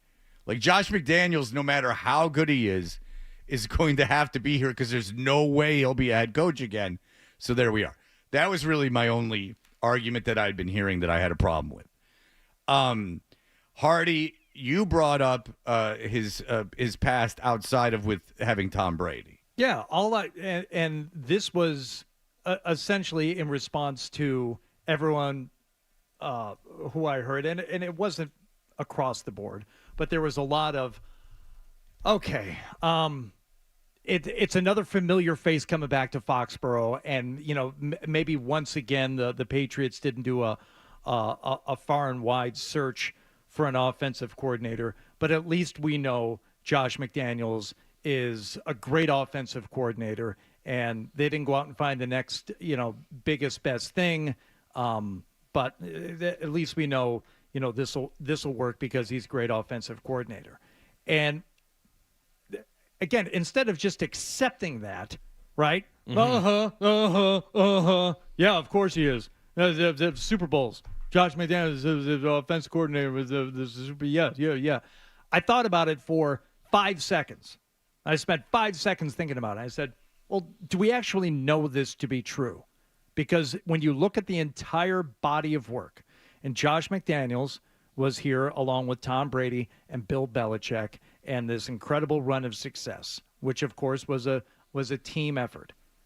But since that has broken up, and we been talking about it for years now, and we talked about it again yesterday with Gary Myers, and was writing books about it and doing TV shows about it. If it's okay to question Bill Belichick and his bona fides without Tom Brady, is it okay to do that with Josh McDaniels also? Because when he has been an offensive coordinator, like he was with the Rams, he was there for a short stint after his time with the Broncos, and as a head coach with both the Broncos and the Raiders, where you're still in charge of the offense as a head coach, and you have a lot to say with the play that goes on in the field. How has it gone? And it hasn't gone well. And is it fair to question, or is it fair to at least push back on the automatic, Well, we know he's going to be a great offensive coordinator, so this may not be groundbreaking, but at least we know that he can do it, and that won't be a problem. Will it? That's my only question. How do we know for sure? Because when you look at the body of work outside of his time here with the Super Bowl run with the Patriots, it has not been impressive. I think it's a totally fair question to ask. Yeah, and it's not like were people lining up for his services. I mean, there's a lot of teams that need offensive coordinators, and his name hasn't even been mentioned. I mean, he's not this unanimous boy genius that people were going to bring in. And I don't think Josh McDaniel is too good for like another job, that he was just waiting for this Patriots job to open up. Why'd you leave the S off the second time? You second-guessed yourself. McDaniels, not McDonald's. Oh. These rhymes are burgers. These rhymes are Daryl's. These burgers are Ronald's. Yeah. So anyway, so Hardy says these things in the 98.5 The Sports Hub puts up the very controversial video of Hardy saying these things, and there was a response that caught like wildfire. How did you find out about this? Somebody texted. Who? Say who? Andy Hart. Andy Hart from the afternoon show at WEEI. I've known Andy for a long time. We did pre and post together for the Patriots. Yeah. The brand new one with Ted. Andy texted me last night. And I think he just said something like, well, Brian Hoyer thinks you're casual, so you got that going for you. Yeah, and so what Brian Hoyer said, such a casual take, and then put the gif up of Will Ferrell from Talladega Nights where he says, that's dumb.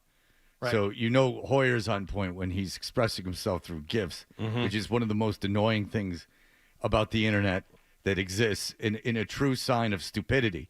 And what Hoyer's done the show and stuff, but what Brian Hoyer was on this show in August. We went back and double checked. It was the day after preseason game number 1. And he was great. I like talking to him. Yeah, and I talked to him before. We had him and I think Jason McCourty on the same day, that Friday after preseason game number 1. And if you're a longtime listener of the show, you're going to know where I'm going. There was a kid at Michigan State, undrafted, got brought in as an undrafted free agent to the powerhouse New England Patriots.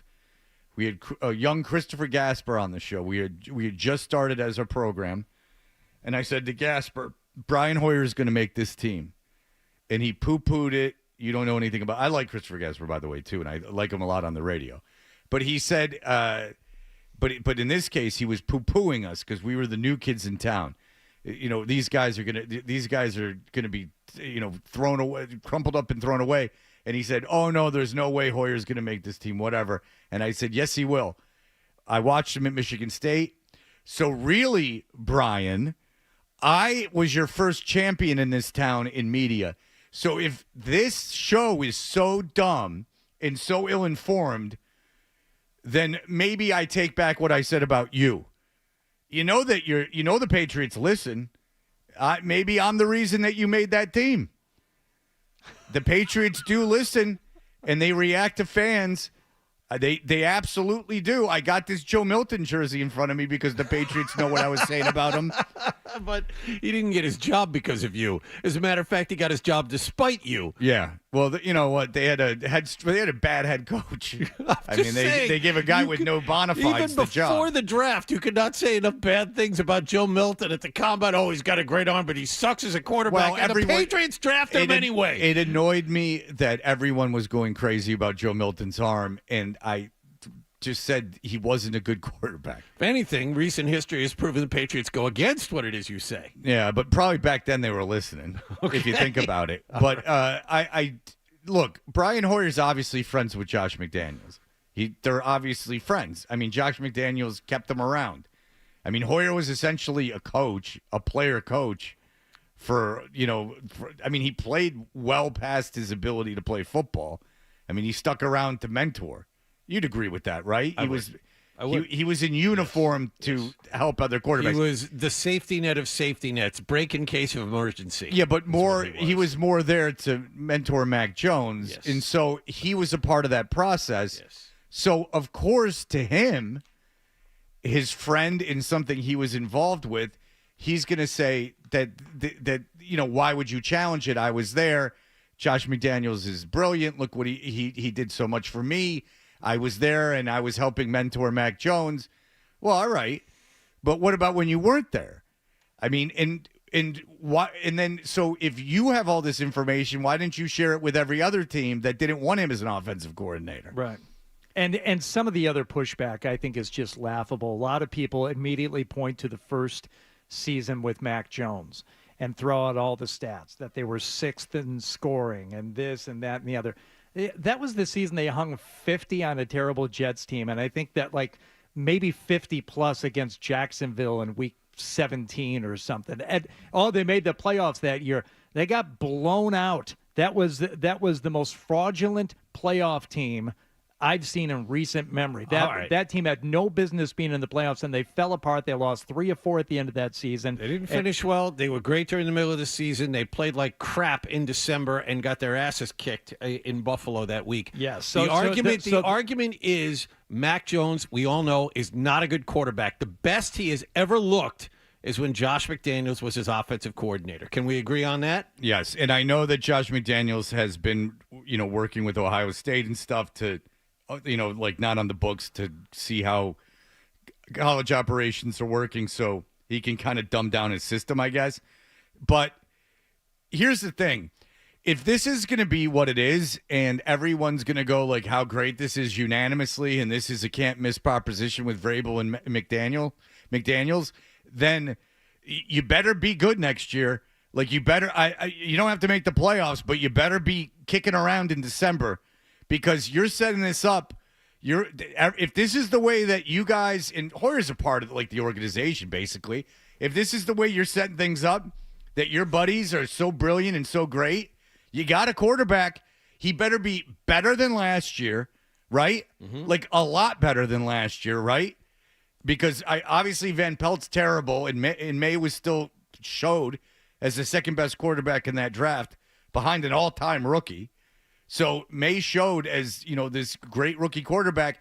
He better be a lot better, and you better be in the mix in December. You don't have to make the playoffs, but I don't want to see you losing 4 games in a row. I don't want to see you in last place in this division. The Jets better not be better than you next year because there's a lot of people questioning the Aaron Glenn hire, a ton of them. The Aaron Glenn hire is just like they did, it's just like Saleh. It's bringing in a defensive guy with no head coaching experience. So that's being questioned. Jacksonville's a mess.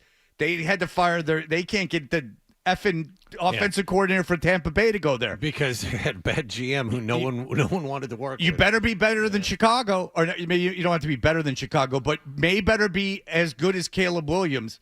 Because if Ben Johnson comes in there and fixes Caleb Williams – and Caleb Williams runs roughshod around the league and say they win nine games and Caleb Williams is, top 10 quarterback, Drake May better be up there with – I know he doesn't have the weapons or the offensive line, but you know what I'm saying. He better perform at as high a level as – if Caleb Williams rises, May better rise to that same amount. And I would say that for the Patriots team versus any team that went outside the box and did something a little unorthodox with a hire. I'm not saying you have to hire another head coach who has never head coached before. I'm fully on board with Vrabel being the head coach. But when it comes to some of the other positions that need to be filled, whether it's coordinators or, maybe in the GM and someone drafting, there needs to be some new ideas and there needs to be ascension and improvement in all areas of this team, including the offense. And when you bring back people who have been here before, you're going to get everyone's radar up and say, this better not be more of the same. Right, because you now are saying, okay, well, to question the hiring of McDaniels is stupid. Okay, well, now here's the expectation. Your offense is good. Good, not great, but you have a good offense next year. Your offense is good. and that you're not ever in last place in this division, outside the first quarter of the season. Like if you lose your first 2 games, whatever. Even though that's not going to be good. Yeah. But you better be competing for a playoff spot, and your offense better have vastly improved. People also pointed out that under Josh McDaniels, Mac Jones was a Pro Bowl quarterback that first year. I'm like, easy. Well, easy with the Pro Yeah, everyone kind of got that. No one good plays in the Pro Bowl. But just if you want to just keep it to the quarterbacks for a second, do we all agree that Drake May has the makings of being a better quarterback after 1 year than Mac Jones did? Oh, God, yes. Okay, we better see a lot more out of Drake May here in year 2. And especially if they add like T. Higgins, and they're going to have a better roster just by default. So if they go out and spend money in free agency, they get the kid a left tackle and they sign T. Higgins, I feel really good. Yeah, they better not be the worst team in this division, because Miami and the Jets are no great shakes. So you better look. You're not going to be as good as Buffalo, but you better be kicking around. If this is the whole thing, that they were very smart just to have Vrabel and to have their sights on him and just go ahead and sign him. That's great. What do I know? Vrabel probably is a good coach, right? And if Josh McDaniels was just such a no-brainer that can't be questioned, and why even talk to anyone else? Just bring in Josh McDaniels because you don't know anything, and I know everything, and no other team wanted him. But, hey, we know, and we have institutional knowledge that no one else knows. And I get it. Hoyer knows way more about Josh McDaniels than anyone on the radio. Like, he would know more about Josh McDaniels than just about anyone on the planet. There's, like, Belichick, Brady, Hoyer. I mean, there's really not more guys that would know better. And I can understand that being frustrating because I read things about myself and I'm like, none of this is true. So I get it. But if it's so lazy to question it working, like you have to understand that people are going to question something working and they're going to give evidence to question it. Right? If he came out and said, Josh McDaniels is an idiot, he doesn't know what he's doing, he can't work with quarterbacks, and Hoyer went, well, that's ridiculous. I worked with Josh McDaniels, and he did this and this and this for me. He has bona fides and facts. But if he's going to say you can't question his 3rd time as the offensive coordinator for the Patriots, I mean, how many years ago was the first time? I mean, how much has the NFL changed? Then he better be on point. That's all I'm saying. And I don't know why it's lazy or casual to point out his lack of success outside of New England. It's because it's his friend. I know exactly what's going on. It's his friend, and he knows him, and he probably helped his career a lot, and they still in their conversations, and he looks at people in the media, rightly so, as you don't know what you're talking about, this, that, and the third. I don't begrudge Hoyer for saying that, even though he should know his history of my support of him and how I pretty much got him on this team. But other than that, all I'm saying is, Patriots fans, pump the brakes a little bit. Let's see how this thing goes. Because now you want to be like Washington, and now like look at Washington. They're in the NFC Championship game. Oh boy, we'll see. I get it. I get why Hoyer's doing it, and I like that he is listening to clips of the show. I wish he got more than 15 Hoyer. responses. I asked him to come back on the show like immediately afterward because of his appearance that day after. I don't like the end of gifts. this summer. I don't like the gifts. The gifts are not good. Maybe we try to get Hoyer on tomorrow, because I was unaware that he even had anything to say. I was unaware myself. It was up for 11 hours before someone pointed it out to me, so I didn't even know. And it took another broadcaster to do so. All right, we'll be back in just a moment. Here are the headlines. Sports Hub.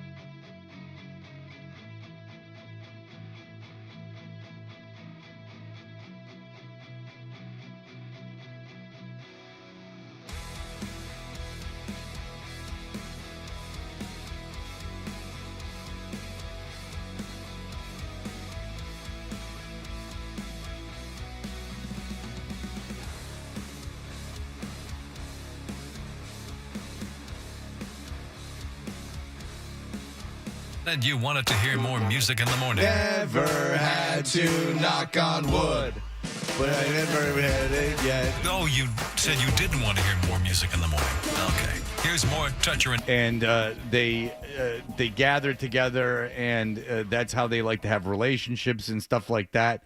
Is that they pretend to be like these almost these characters in these costumes, and that is how they relate to one another. Now, who am I to judge? Whatever you want to do with your life is good with me. If you want to be a furry or anything else, I really have live and let live. I don't have anything, but I am interested. I am interested in what goes on. So, for whatever reason, our own young Nicholas knew specifically when this furry convention was coming to town. He said there's a furry convention. Nicholas, come up to the microphone if you would. I know you're very busy over there. But let Isaac take control of whatever you were doing. Oh, it's good. Okay. Good call. Yeah, let Isaac take it. Isaac, you sit over there and you do whatever Nick was doing. Yeah. Don't worry if you know how to do it or not. You'll learn. It's intuitive. So, Nicholas, how did you know about this furry convention? It's been happening for kind of a poser, like they come in some like Barney kind of costume, or are they their own creation? We talked to one guy that was a dragon. So was it a fluffy dragon though? Yeah. Okay, so everything has to be fluffy. Fluffy, yes. Right, but there's fluffy. no commercialized like, oh, I know what you are. Like you immediately recognize it as a character. They're not bronies, like My Little Pony guys. No. Well, some people, create their own the outfits and whatnot, but some people do base it off like Zootopia is really popular in that community. Look at Isaac manning your controls, but he's got his back to it like he's guarding it. Take a picture of Isaac, Ryan, and send it to me. Ryan, send a picture. Take a picture of Isaac and send it to me. You asked him to stand there. He's standing there. I want Hofstra to know what he's up to. Yes. He's like a bouncer. Yeah, he's got his standing arms by folded. the equipment. He did exactly what I said. Arms folded, protecting the hell out of that thing. All right. So, it's only funny to me. All right. I'm sorry. All right. So, okay. So, is there like a hierarchy at these? I don't want to blow any of the audio, but is there like a hierarchy? Was there like definitely a dude in charge, or is it kind of just like free range? Do you kind of understand what I'm saying? Yeah. So it's like just there's probably like events and stuff, right? That go on during it. But when you're there, are they just all mingling? Yeah, they're all mingling. There is, we went down to one section, which was like, where all the shops and vendors are. There's people selling stuff. Yes. Like, what are they? Can you give us an example of like what they're selling? Like masks, like full heads, and there was some interesting things. There was an 18+ section. I didn't get the opportunity to go in there, but. Okay, so 18+, it's a more sexualized thing? Yeah. Okay, but there's not kids there, are there? No kids. Okay, so this is all adults. Yep. Now, is there a sexual vibe to it? Kinda, yeah.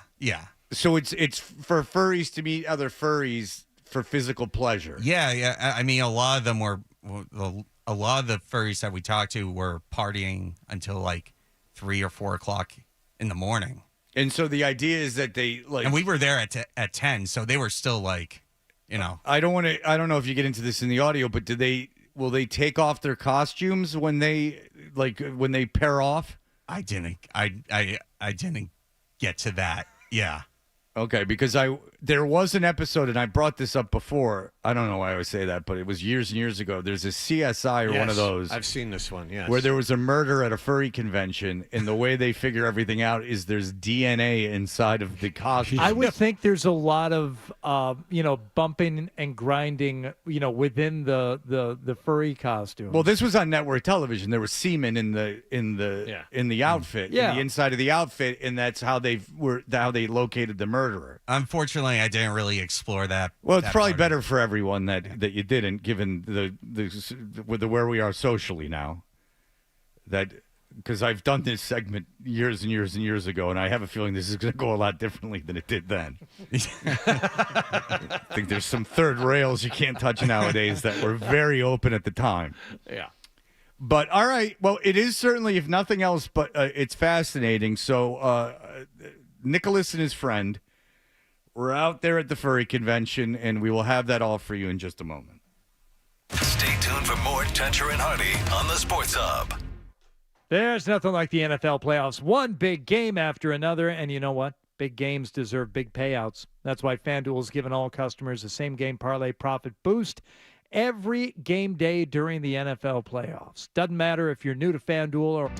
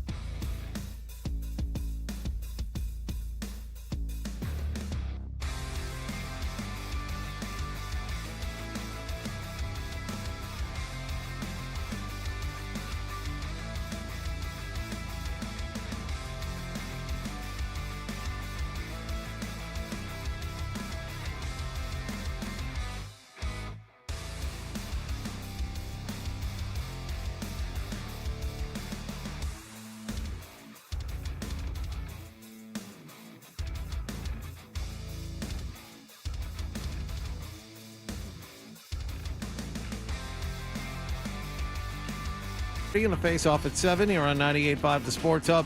Out west, the Celtics outlasted the Clippers in overtime. Tatum at the elbow. Push back out to Jaylen Brown. Pump fake. Now takes the three and makes it.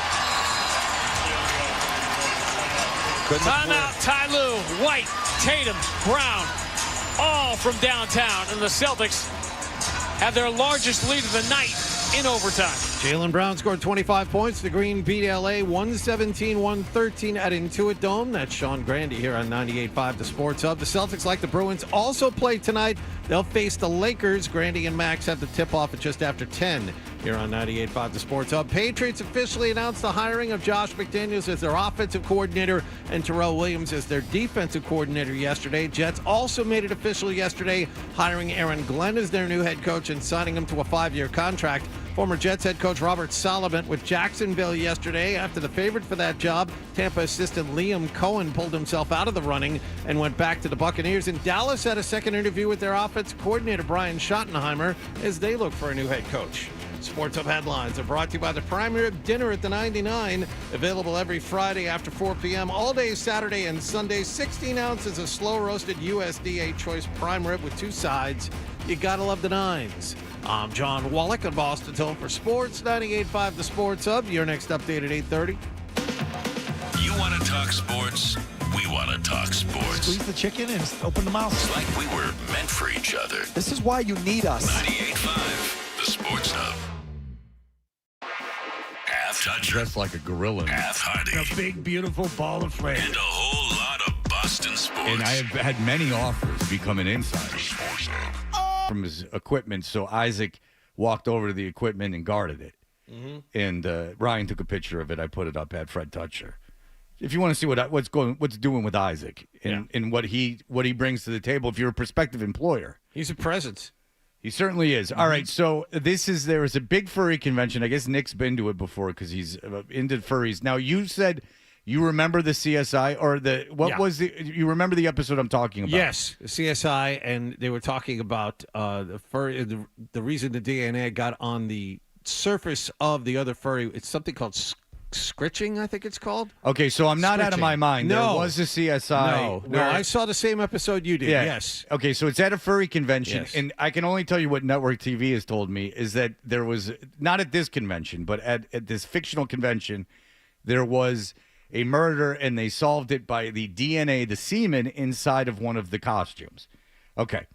So Nick and whom went out to this furry convention? Nick and Robbie Roadstein, who dresses up in kind of furry costumes sometimes himself for reasons I'm not sure why. When he was out talking to different people about different things, whether it's Hulk Hogan or whoever else he's running into. So the two of them out in front of the furry convention, and this the first people they ran into here. First off, what's your name? My name is Marble, like the countertop. Okay, and what's yours? My name's Elks, like the Elks Club. Marble and Elks together, hell yeah. Is it okay to use this for the radio? Yeah, it's completely fine. Describe your outfit. I can't tell if they're wearing costumes. Well, you're going to have even more trouble because when you just heard Nick ask describe your outfit, they go on to describe the actual clothes that they're wearing and leave out the actual furry aspect of their attire. Yeah, because they probably figure, like, what do you mean? Describe it. You can see it. This first one is so bizarre. For the people my on outfit, the radio. it is a little bit extravagant. It is a belly shirt, and it shows a little bit of skin. Not too much, in my opinion. This is a convention, so it's a place for me to be myself. Hell yeah! Outside of real life. And you're wearing something that I would normally. We got a little bit of a classic sweater. The green works well with anything, really. Very Nirvana. Wait, so so they're describing what's underneath the costume? I guess they just had heads on, so they're describing like their shirts and their pants. So they have furry heads, but they have like normal clothes. So why didn't you ask them to describe like their heads a little bit? Because he literally just described his green sweater. Yeah, it could have Mr. Rogers. I'm sorry. There's going to be a video upcoming soon. Oh, well, that's great for the radio. It's great for radio. But So the Beasleys have really convinced you this is worthless. Can you describe your outfit? Yes, I'm wearing a belly shirt. Well, underneath all this, I'm just wearing some sweatpants and a T-shirt I got from Target. Yeah. Oh, great. They were wearing normal street clothes. As is evidenced by this interview. But giant Thank you. mascot hats. Yeah, but why ask about the mascot hats? It's like, Snow White, what are you wearing? Oh, socks. Classic khakis, sweater, T-shirt underneath. Let me ask something about the Pats got the 4th draft pick this year. Do you think they're going to go for a two-way player like Hunter, or do you think they're going to go for an edge rusher like that Abdul guy? Honestly, I couldn't tell you. Where's this after party going to be tonight? Like, where are we going to make some mistakes later on? There's going to be a lot of mistakes made tonight. Oh, my God. I guarantee it. There's going to be a lot of people regretting their decisions tomorrow morning. If you actually want to party, you can come to floor 12 and have some fun.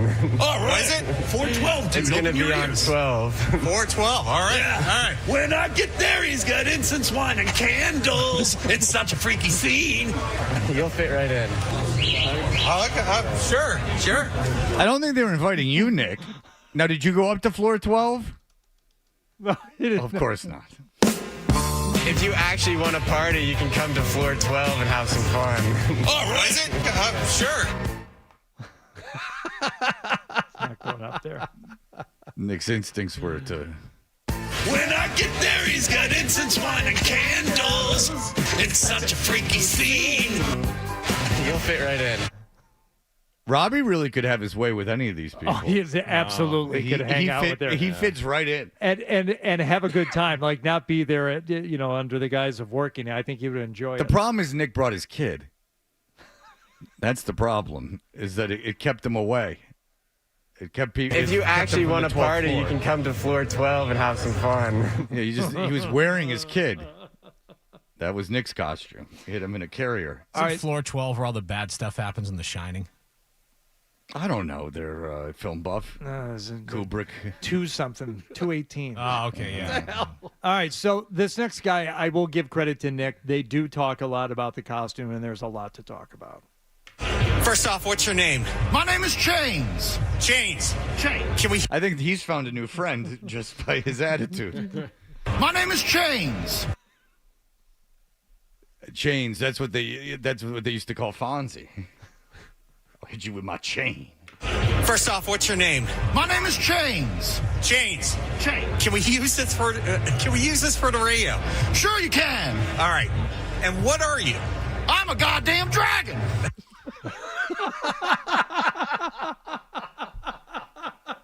Oh, Nick, we take it all back. You got a winner here. He's Chains the Dragon. He's Benoit, the magic elf.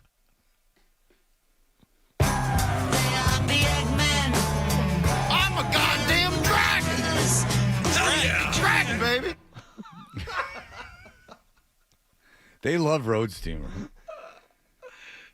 You can tell that he's cutting loose because he knows he's around one of his own. And what are you? I'm a goddamn dragon. Oh, yeah. Dragon, baby. Want some noodles? Put a little chain in there, some oil with your noodles. I don't know. What Nick, is that? What's with the Nick, noodles? Nick, maybe you get off that and you come to a mic and you can describe some of this to us because we weren't there. There will be a video up, though. You want me to send him into the studio? Would it make more sense to just have him sit in for the segment? Yeah, Nicholas, why don't you come in? Isaac, you take your post. That's why Isaac is here. All right. I'm a goddamn dragon. You're going to need like Inagata DeVita if you want him to get into studio. Because we all know Nicholas, with that rump of his, is not getting anywhere quick. Yeah, you lower that chair. Well, see how quickly that chair went down, Yeah, too? it did. He's like, I can't. He's like, I need this thing low. Groaning under the weight. All right. So, what does he mean? Noodles? Were you eating noodles? I have no idea what he meant. I have no idea what he was talking about. It's a good thing you came in then. Okay. Yeah. All right. So it continues.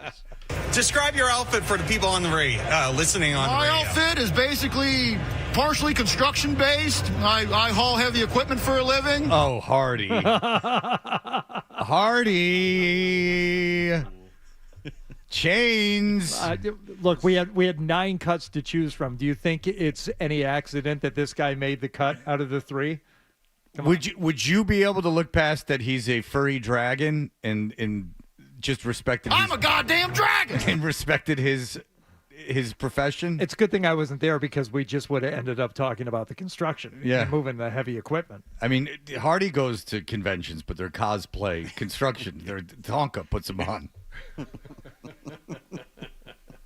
Hardy collects vintage Tonka trucks.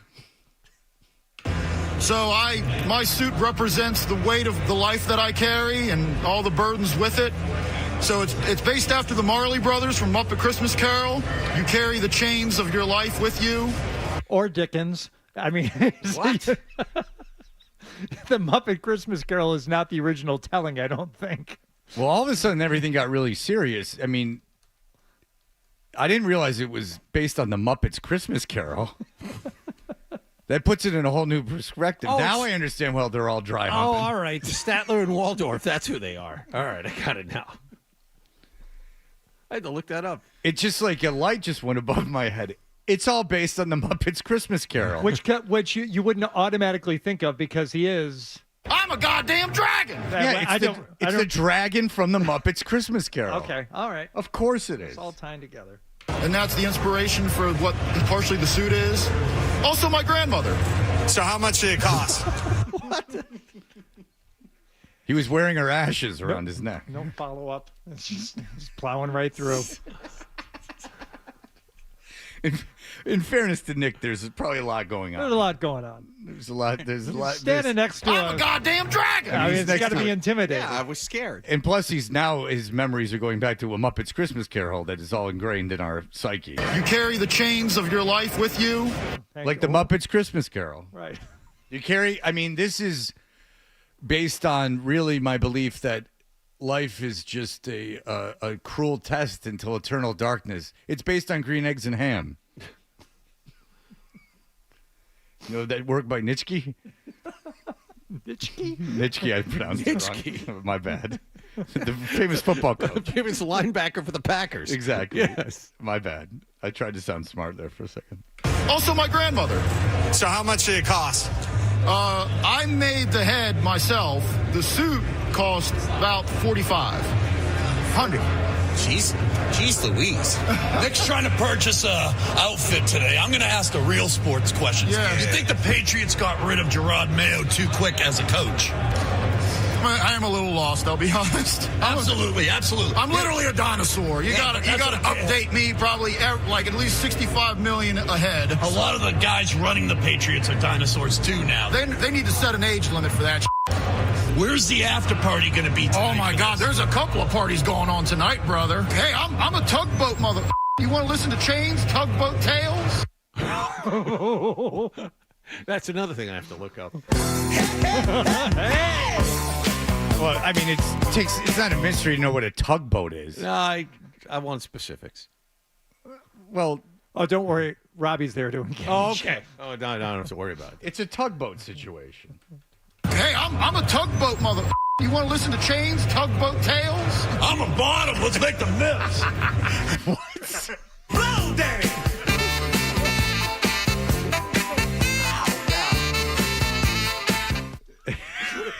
What the hell's going on? Hey, I'm a tugboat mother. You want to listen to Chains, Tugboat Tales? I'm a bottom. Let's make the mix. All right, I got a photo of this guy right here. His name's Sean Wallach, okay? What type of furry would he be? A rabbit. A rabbit? Yes. Why a rabbit? He looks like he's very proud of his teeth. I am. How did he? It's a good call. He read your mind. I am very proud of my team. I'm a goddamn dragon. Yeah. Dragon, baby. He looks like a rabbit with one ear. All right, here we go. We got one more. I know. I'm enjoying it. All right, so here's Nikki's at the furry convention with Robbie Roadsteamer, who they seem to really like. Mm-hmm. Are they focused more on him? That guy was, but the first couple were more focused on me. If you don't say so yourself. Yeah. Humble brag.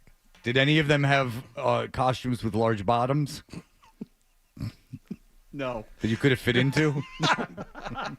Or relate to? Exactly. They would never have you be the back end of the horse two-man costume because you would steal the show. Too bad there's not any fur on a hippo. You could really pull out a hippopotamus ass end of a costume. All right. First off, what's your name? My name is Artyom. What? I'm sorry, can you speak up? My name is Artyom. Okay. Artyom, look at the name tag. Oh, I'm sorry, I missed it. Can we, is it okay to use this for the radio? Yes. All right, great. Cool. And what are you supposed to be? I am a Wendigo. Can you describe your outfit? I have a skull for a face. Nothing is there but bone. It's very spooky. Yes, I am a part of a Native American folklore. Oh, okay. And what is that folklore? Folklore? You said fork, dude. You have a beautiful accent, man. You sound like Werner Herzog. What's the story behind it? The story behind it is basically we hunt in the woods. We hunt people, bad people. Oh, I feel like I'm in the Doors movie. This is beautiful. I'm not real. I'm a figment of your imagination. How much was your outfit? $4,000. $4,000. Jesus, Worth it. Absolutely. Incredible. Look at the boots. Beautiful feet. So what? Did you follow up? Was he stepping in I have anything? a skull for a face. Yeah, I think they're too fixated on the skull for the face. Yeah, well, he's hunting dead people in the woods. It's very spooky. It's a long way to go just to rub up against people. It's a lot. Absolutely. Look at the boots. Beautiful feet. So what event or what part of the convention are you looking forward to? I'm ready for a parade. For what? For the parade. I'm ready to. Oh, a parade. Talk to us about the parade. Well, we all form in a line and we walk. One more question. How do you think? That is freaky.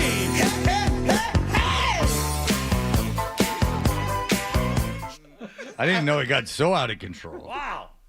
We form in line and we walk. You know, there's a mad scientist. He sews us together. Yes, bro. Wow. I represent him. It's parade. Yes, he sews us together. It's a nightmare. How do we survive? We are a centipede. Oh, okay. I request the end of the train. The caboose. For what? For the parade. I'm ready to. Oh, a parade. Talk to us about the parade. Well, we all form in a line and we walk. One more question. How do you think the Trump tariffs are going to affect America this year? I think is good. Sure. Why? I don't know. Government. Are there any things that people might not know about furries that you would like to share? We're friendly. Oh, well, that's for sure. That's wonderful. Yes. All right. Well, Nicholas, thank you so much for going to the furry convention. No problem. And you have videos of this? I did. My name is Artyom. I have a skull for a face. Nothing is there but bone. We hunt people, bad people. I'm not real. I'm a figment of your imagination. This is the end. Beautiful friend. You have videos you're going to post of all these. Yes. All right, good. And they will be up where? On Tutter and Hardy on Instagram. My only friend. Hachi. All right. It's very spooky. It is. Well, what a good, what fun people. And I only hope they had a great time on the 12th floor where everything was going down. And I like Dragon Guy the best, if I had to pick one. Not to the expense of anyone else, but I did like Dragon Guy. He was my friend, I think. And I think you liked him, too, because of his... I'm a goddamn dragon! Absolutely. Dave Richard is a fire-breathing hot take machine, and he will join us coming up here in just a moment. If you actually want to party, you can...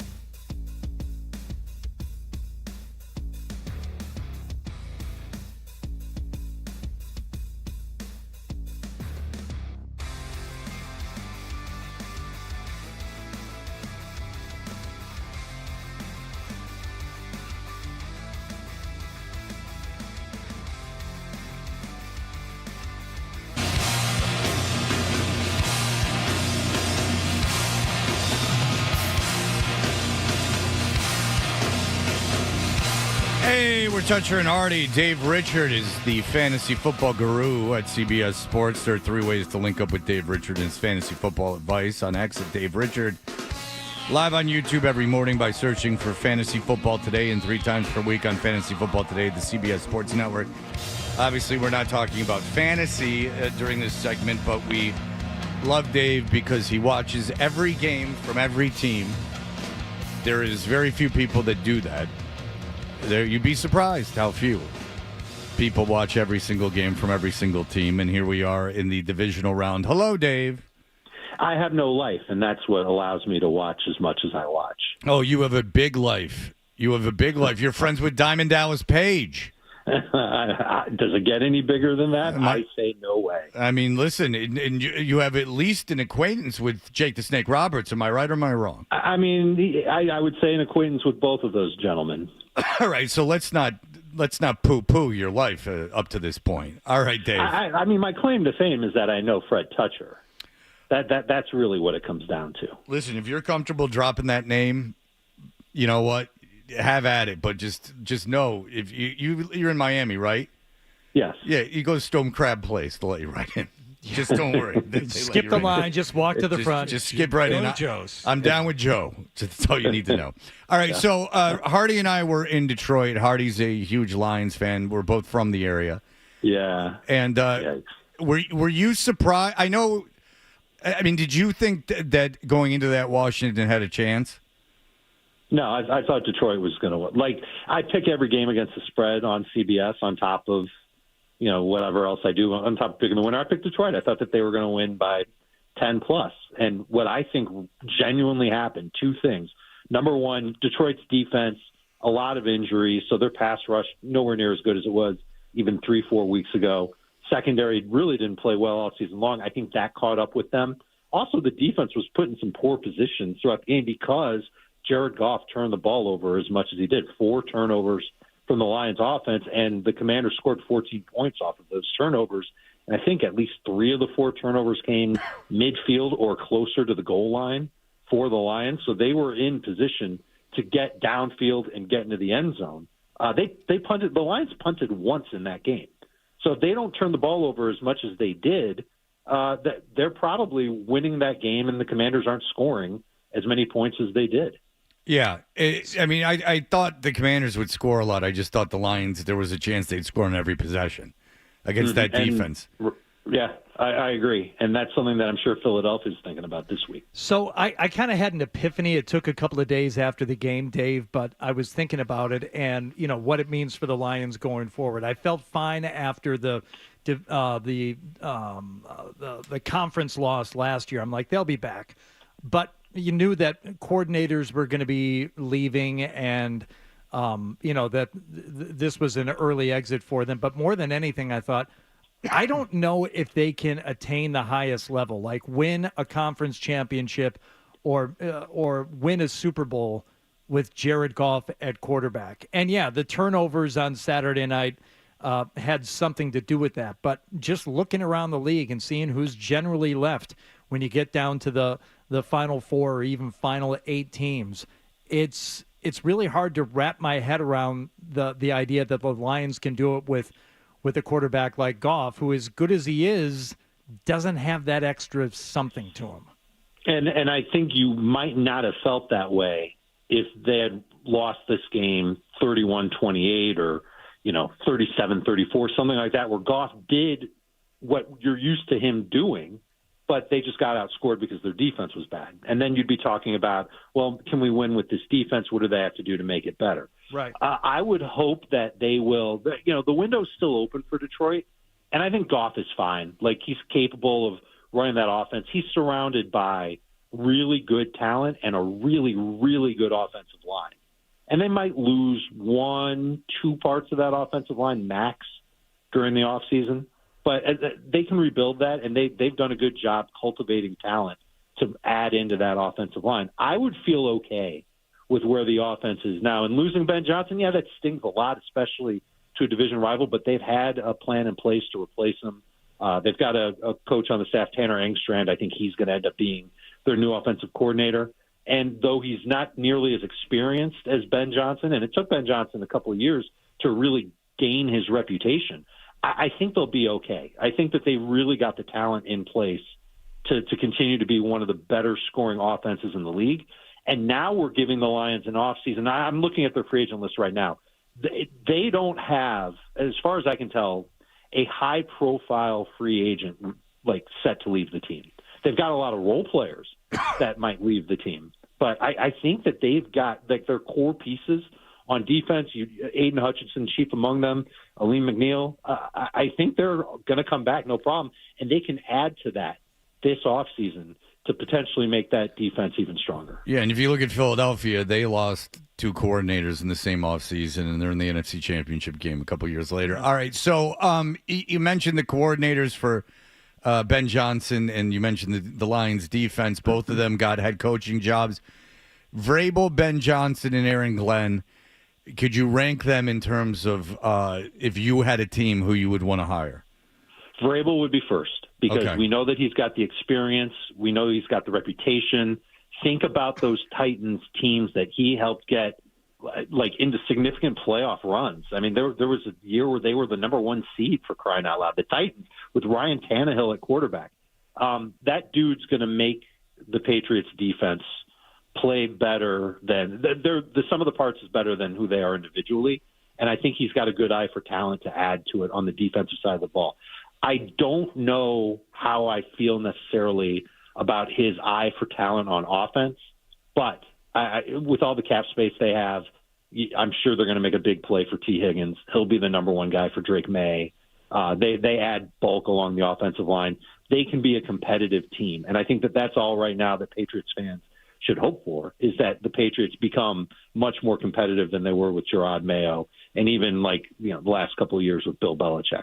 I think I would put Aaron Glenn next. I'm kind of fired up about Glenn going to the Jets. I know the Jets wanted a coach. Like, one of the primary goals was somebody that could handle the New York media. We'll see if he can do that. I wouldn't bet against it, but I like Aaron Glenn just from the aspect of former player who left the league, came back in, and worked his way up the coaching ladder to get to this point. Had success in New Orleans, then had success in Detroit. And just going back to what I said at the beginning, that Lions defense was a mess. Think about what they did to Sam Darnold in the last game of the regular season. And yeah, it's Sam Darnold, but it's a Lions defense that was arguably without its 2 best players, and getting one of its best players back, coming back from a broken arm. He did wonders with that defense. And so I'm hoping he can do the same thing with the Jets, and they've got a lot of talent in place. So I'm kind of optimistic that the Jets defense can get their act together a little bit sooner. And Glenn has kind of made it clear he wants to be a coach of everybody, doesn't necessarily want to focus on one side of the ball and then give the offense to somebody else. He wants to kind of oversee everything. I wonder if that means that he won't call plays on defense, but just help in the game plan each week. We'll figure out what comes with that. But he would be second. And the only reason why I'm a little bit skeptical of Ben Johnson is because he succeeded. Yes, he succeeded with Jared Goff, but he succeeded with a lot of great talent on that offensive line. And you look at Chicago's offensive line, they've got some guys that are okay. They don't have studs. They don't have a Penei Sewell. They don't have a Taylor Decker. And the number one thing that Caleb Williams needs, besides like really good play design, and I'm sure he'll get that, he needs an offensive line to protect him. He's been playing behind bad offensive line for many, many years. Yeah, and that's something that he's got to overcome. Yeah, the book on Caleb Williams is that he got destroyed his last year at USC, and then he got destroyed last year. So he's a little Dave, I don't know if you see this when you watch him, but I've just been hearing that might be a little gun shy. Like that. So go ahead. The way I would say it, Fred, is he tends to hold the ball longer than he should. I wouldn't say gun shy. I think he's got like this desire to be Superman. Okay. And he turns plays that are easy. Like there were a ton of plays where he could make an easy short throw and turn 2nd and 10 into 3rd and 4. But instead he's holding the ball too long because he's trying to make a big play downfield. He ends up getting sacked or he has to run around. And like there were far, far too many plays where he's trying to play Superman and he turns into Clark Kent. And not enough plays where he tries to be Superman and then actually is Superman. The hope is that Ben Johnson can rein him in. He'll feel better playing behind a solidified offensive line. He plays on time. He gets the ball out quick enough when he's supposed to. And he just kind of plays even keel and not plays like Superman play to play. All right, so, that's a young quarterback, Drake May. We mentioned you like Vrabel a lot. Josh McDaniels is the new offensive coordinator here. We just questioned it because it's like it didn't seem like anyone else really wanted him. He was just in the area. But, we've gotten some pushback on that. How'd you feel about that hire? I think it's somebody that Vrabel trusts and somebody obviously that Robert Kraft trusts and someone that he's had success with. But I don't know how often we've seen Josh McDaniel go to other places and have outstanding success offensively with different quarterbacks not named Brady. And so this is really going to be this. I think this is McDaniel's last chance to be a play caller. Having Drake May certainly will give him the opportunity. I think May has the talent to be a very good quarterback in this league. And I'm not going to write off McDaniels by any stretch. This is a lot different than, the quarterbacks that he worked with in Vegas or with the Rams when he was there. I think that it'll end up being okay. I just don't think it's going to end up being like anything close to what he was doing with Brady because I'm not ready to say that Drake May is anything close to Tom Brady. Well, the first thing that you said there, Dave, is almost verbatim what I said yesterday, and now your inbox will fill up. And I'm good with that. You'll hear from former Patriots quarterbacks. Oh yeah, they're going to be all Brian, over you. Brian Hoyer, who say that's dumb. That's dumb. That's just lazy. It's a casual take. Yeah. I think it's okay to just ask the question. What amount of success has McDaniels or anyone had outside of New England, and whether you want to attach it specifically to Brady or Brady and Belichick or everyone involved with those wonderful teams. If you can point to a track record of success and say, okay, now it's time to bring that home again and bring it back, I'd say fine. But it's hard to find. You have to look and you have to squint to convince yourself that it's there. Doesn't mean it won't be there and that he can't get the job done. I just don't have the automatic knee-jerk, yep, that's going to work, that's going to be good. He didn't have a top 10 season in yards, just offensive yards, total in the NFL outside of New England. So 2 years in Vegas, he was 12th and 27th. 3 years in Denver, 2 years in Denver, 15th and 13th, 13th and 15th, and then in St. Louis, 31st in yards. So that makes me a little bit nervous that he needs an electric quarterback and an accurate quarterback in order to, and that's a no-duh statement, right? You won a playoff game with Tebow. He was electric. Yeah. Yeah, sure. Yeah. He was something. I don't know if electric is the word that I would use. Did they not make the playoffs with Tim Tebow? Yes, they did. And they beat Pittsburgh. I don't remember that. And they beat New England, and he ran around like a maniac with his cutoff sweatshirt, just like he was his buddy. Is that what they're going to do with Drake May? They're going to turn May into Tebow? I think that would be a waste of May's talent. I'm willing to give Josh McDaniels the benefit of the doubt. But you can't look at his track record and say, all right, no matter where he goes, he's going to produce amazing offenses because he hasn't. Well, Drake May didn't have nearly the success Tebow had in college. So let's just put that in perspective. Right. Tebow was on the same team as Aaron Hernandez and other fixtures of the community. To do with that. You don't have to. That do Urban that. Meyer's a good You don't guy. have to do that. Yeah. He kept those. He held those kids accountable. Such a high standard. Yeah, he really did have a high standard. Legitimately one of the most fascinating teams ever in college football.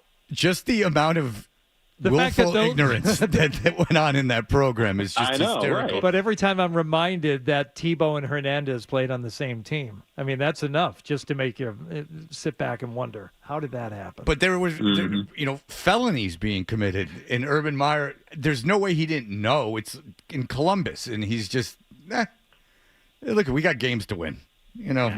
Maybe priorities. And then look at how it worked out for him. I'm not even just coaching, just now he's always going to be remembered as like the piece of garbage that let all that happen He was at the Ohio mayor of State. Gainesville, Florida there for a while. Anything goes. Or at Florida, not Ohio State. I knew what you meant. All right. Thank you. Dave Richard, we appreciate CBSSports.com. We love having you on. Thank you so much. You got it, guys. Enjoy the games on Sunday. Thanks, I Dave. appreciate it. I like Dave's insight from a national perspective. It gives you a little bit of a look that's not local. Phil Perry will give us that local look coming up. We have the headlines right now. Sports Hub headlines. A bad night in New Jersey for the Bruins. The Devils got 4 goals in the second period. They beat the Bruins.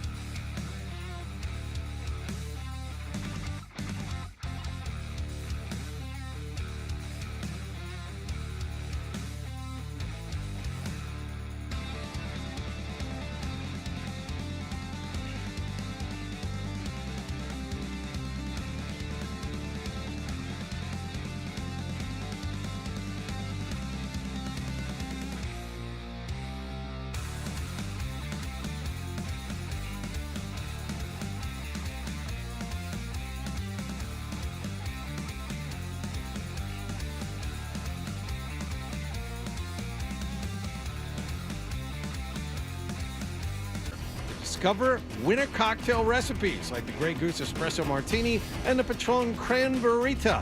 To enter to win the Ultimate Ski Package, must be 21 or older. Sip responsibly.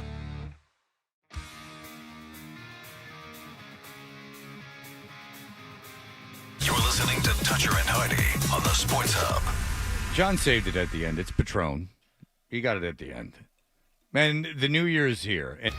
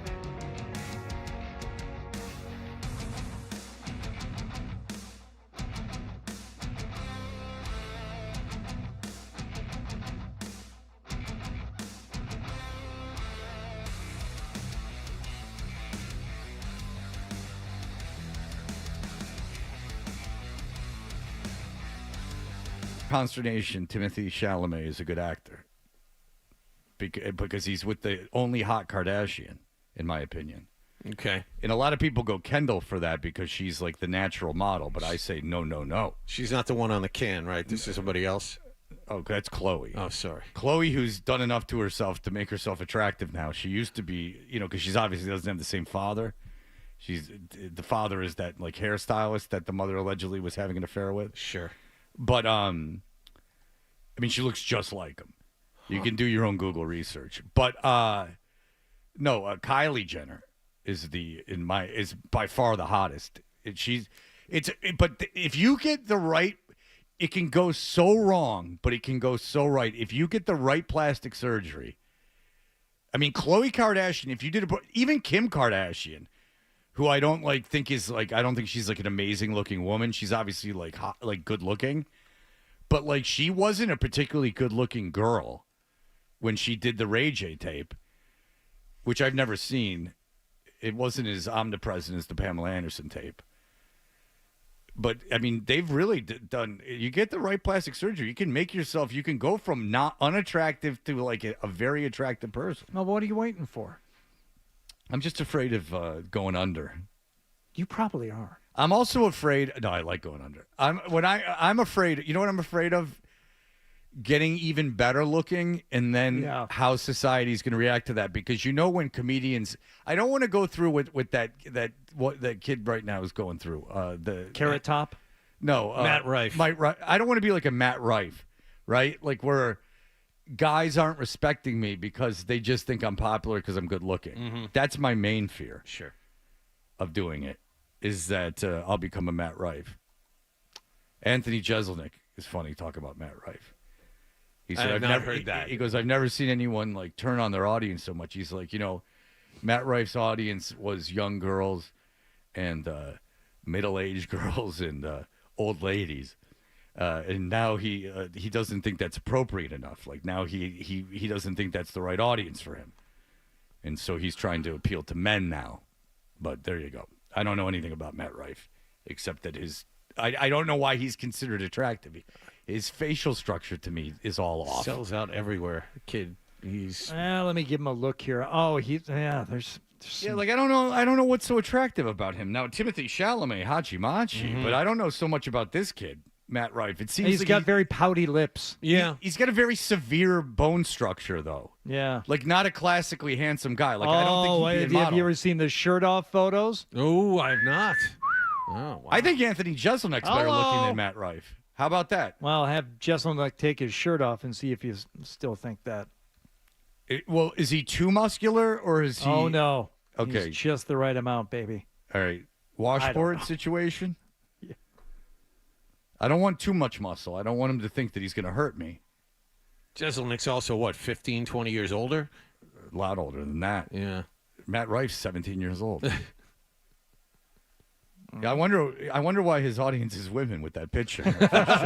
Every comedian takes photos with their shirt off. You saw what it did to Joe Piscopo. I remember Pryor doing that, Carlin. Sure. All the greats. They took. Look, the Burt Kreischer, all the greats. Yeah. Take their shirts off. Never has comedy been more popular, and never have there been popular comedians that are less funny. It's a real hit or miss with the comedians now. There's a lot of comedians that are considered funny, like Burt Kreischer, who just aren't. Kreischer. Whatever. That just aren't. He's got a really good story. How he became famous is a great story. Van Wilder's about him. That's all interesting. He's fun to talk to on the radio. Yeah, I think his shows are fun. You may not laugh at the jokes. I think you'd have a hard time going to his show and not having a good time. He's friends with Doug Stanhope, who's a brilliant comedian, and I know why Doug Stanhope likes him, because Doug Stanhope has created his life around a very permissive atmosphere just so he can do drugs. Oh. Which is great, is the way that he's created that life for himself. And I've read most of, if not all of his books, the donkey one, and then the one about killing his mom. I've read all these. I've read his books. I think he's a brilliant mind, but I know why he's friends with him. So for Stanhope being friends with guys like that, or back in the day, I always thought the same thing of guys who were really tight with what the hell's the biggest The one that everybody used to go see at the Garden. Bobby Kelly toured with him. Dane Cook. Dane Cook. Like, did real comedians think Dane Cook was funny, or did they tour them and hang with him because they knew he was going to sell out an arena for him? He was popular. And it's like, hey, we're going to make a lot of money on this tour. But there's no way all those guys that were with Dane Cook back in the day watched his set and thought he was doing good stand-up. We should ask Goldman. There's no way. Goldman was part of that tour.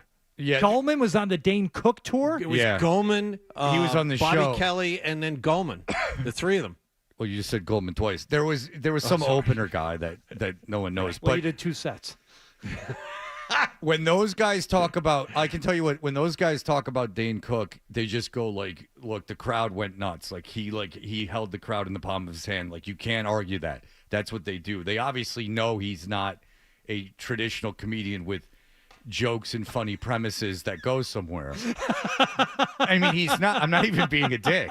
Like, that's so funny you laughed at that. No, he just tells stories. I know it for well, song. yeah, but meandering stories. But stories that don't go anywhere. Like Kreischer's Russian story is whatever. Stop doing that to me. Is a great story, and he tells it super well. The movies, God, I couldn't even get through it. But he tells that story's great. Yeah. The story about how he was at Florida State, and Rolling Stone did a story about how he had been there for 8 years and he was like the biggest partier, is a great story. He's just not a good comic. And neither would I. I wouldn't be a good comic either. I'd have to work so very hard, and that I don't want to do. But I watched enough Dane Cook to know that there weren't really stories. There were like setups for jokes that didn't have there was no punchline to. Yeah. There's a guy on Mad TV that does Dane Cook, and just watch him. That's the whole thing, is that he goes, you ever been to I'm not going to do it. You ever been to McDonald's, and you go through a drive-thru, and they're like, hello, and you're like, I want this, and they're like, you know? That's like kind of a Dane Cook thing. And I was like, like, you know, like there's no twist. I want a monkey. I want a monkey to be in my house when I come home. I'll have epic fights with the monkey. And then like the monkey's like, whoa, whoa, whoa, whoa, whoa, and I'm like, come on, monkey. And it's like, ah, and I'm like, ah. And then that's the end of the story. And you're like, okay. You just gestured around a lot and made funny faces. And you're attractive. So there you go. By the way, Brian Hoyer, who was very mean to Hardy on Twitter yesterday, is coming on the show tomorrow at 8:20. Nice. And I wish he'd come in studio so they could fight. And you know what? After they're done, duking it out, you can tell him how much of a champion you were for I've his already cause. told him he doesn't care. Oh. Which is, I can't imagine why. I would care if someone was a champion of me, like Howie Sylvester. I still just a champion responsible for his job with the New England certainly Patriots, didn't hurt. which you claim. It certainly didn't hurt. All right, Phil Perry's going to join us in just a moment. You're listening to Toucher It.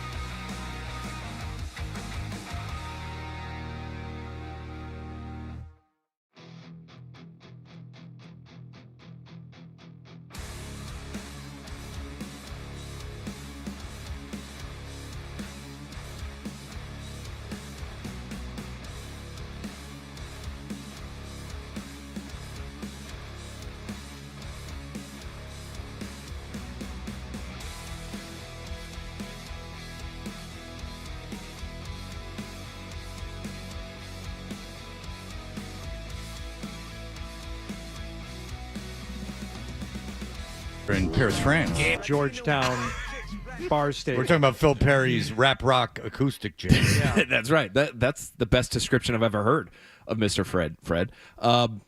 Funny enough, Hardy, the band started overseas. Florence, Italy. Interesting. On the banks of the Arno River. Tell me. Kid you not. Everything. everything. Listen, we were studying out. abroad. We were studying abroad. So the guys that ended up being. What's her name? Yeah, I studied a couple of abroad in college myself. Yeah, we're having fun. Go ahead and tell your story. Don't mind me. No, that's it. Don't That's mind the peanut basically gallery. He's going to keep riffing, but you just go. Yeah, I'll free That's associate during basically it, but let me it. go. So you get a bunch of college kids that are, experiencing life overseas. Were you busking in Italy? Nope, never busked. But we did play. I would say we probably played 3 or 4 shows over there at little Americano kinds of bars that were basically built. They're basically built for kids that were studying abroad. So in all seriousness, if you're like an American group, like cover band in Italy, playing for kids that are traveling overseas, where there's really no sounds normal. Yeah. Well, there's no consequences, and everything is like there's no reputation that has to be looked upon. I would imagine that's a lot of fun. That even being on stage at a small place in Italy for a bunch of American students, they're very interested in you. It was a blast. Yeah, and every once in a while, like you would get Italian kids to show up at these bars because the Italian kids the guys wanted to talk to the American girls because there's no so like you would being on get these vacation. guys, and they were probably among our biggest fans. The Italian kids who probably didn't understand a whole lot of what was going on. Maybe that's why. But it's probably why. Yeah, you're right. Did you guys get crazy and get involved in any like? We did not do this song. It was very offensive. I'm offended. Get crazy and like get involved in like Amanda Knox situations. Were there any like murder? Yeah. Much you need. Got to find equipment and play indoors. This Stage time. presence No busking. goes a long way. You just needed a plastic mic. No, a lot of these places had stuff like. But no, you were the stage presence. You were the front man. Yeah, of course. Who was the mysterious guitar player? It was like a Stillwater vibe. Yeah, that would be Mike Terciano. Mike nice. Terciano. Oh, so he was big in Italy. Yes, exactly. Oh. Yep. Vowel at the end of that name. All right. The translation when you were doing the Bare Naked Lady songs didn't even though they couldn't follow the lyrics, they were It's still so into fast. Yeah, no, I think they probably thought it was fun. They're probably making fun of us. Quite No, frankly. I don't think so at all. They were You don't? probably just digging the You vibe, sure? dude. It was. We had a good time. We got paid. We got free beers. Those are things that really mattered to a young 20-year-old. Would you have the crowd hold each other's hands while you played "Hold My Hand" by Yeah, Hootie this and the was Blowfish? also pre-smartphones. So, like, if you wanted to put something in the air and wave it side to side, like, you had to get creative.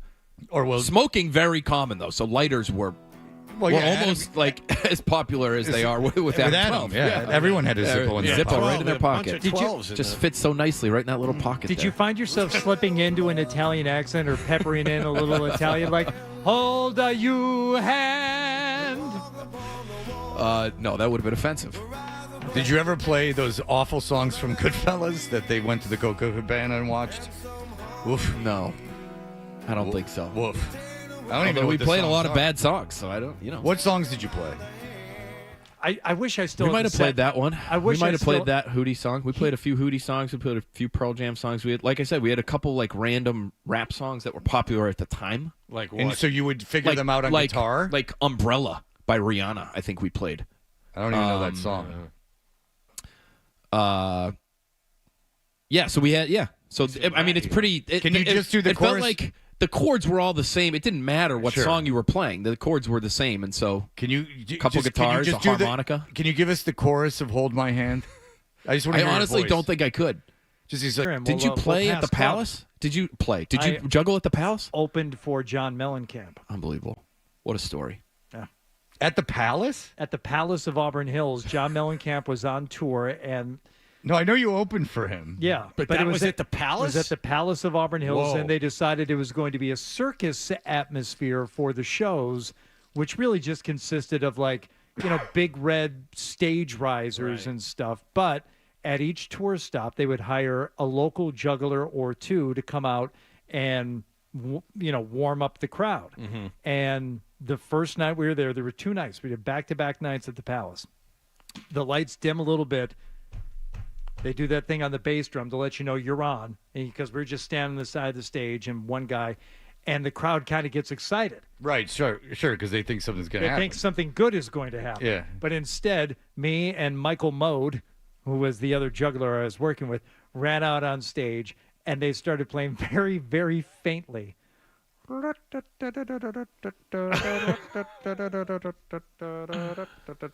we started doing our predetermined juggling routine with no other audio. We just had to do it like essentially in silence. People kind of went,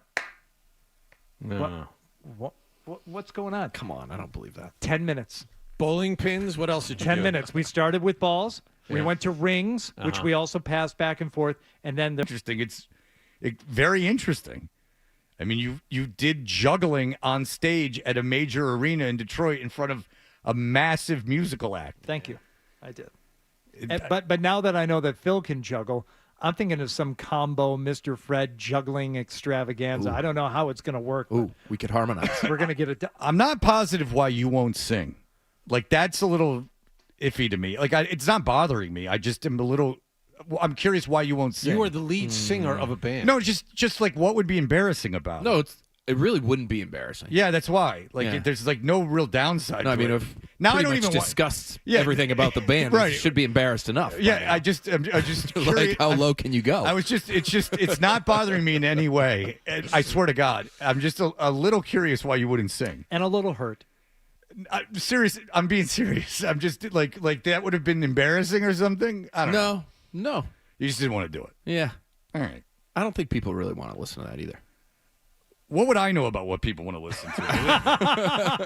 What do I know about it? You're probably right. I'll go with your instincts on that. Thank you. Believe me, I don't know. Thank you. I don't know what the hell I'm doing. All right, look, there's stuff to talk about with the Patriots. Yeah. Brian Hoyer went after with claws out on Hardy yesterday about his McDaniels take, but then So what if I wanted to give Cam Newton to a 22? I think it was more than that. Look, you won't sing, so you That's shush. fine. Shut up. Yep. You're the guest. Now be quiet. All right. Very good. Anyway, so I'm sorry. I'm very interested to hear what you have to say about Josh McDaniels and your thoughts come back. Do you want to do it now, or do you want to? No. We don't have time to do it now. Let's do it in just a coming. moment. We will have that for you as Phil Perry continues to join us on this wonderful show. You're listening to Touch Your...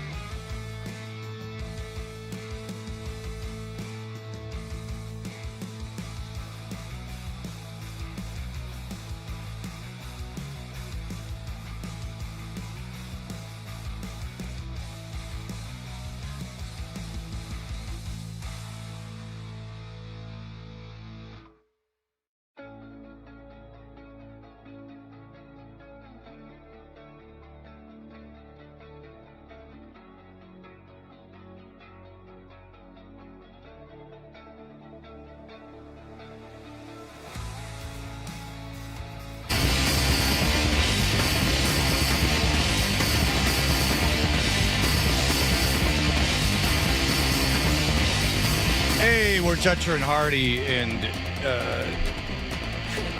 Pay to Come was a huge Mr. Fred song. They would play this. They really just, it was all DC hardcore bass.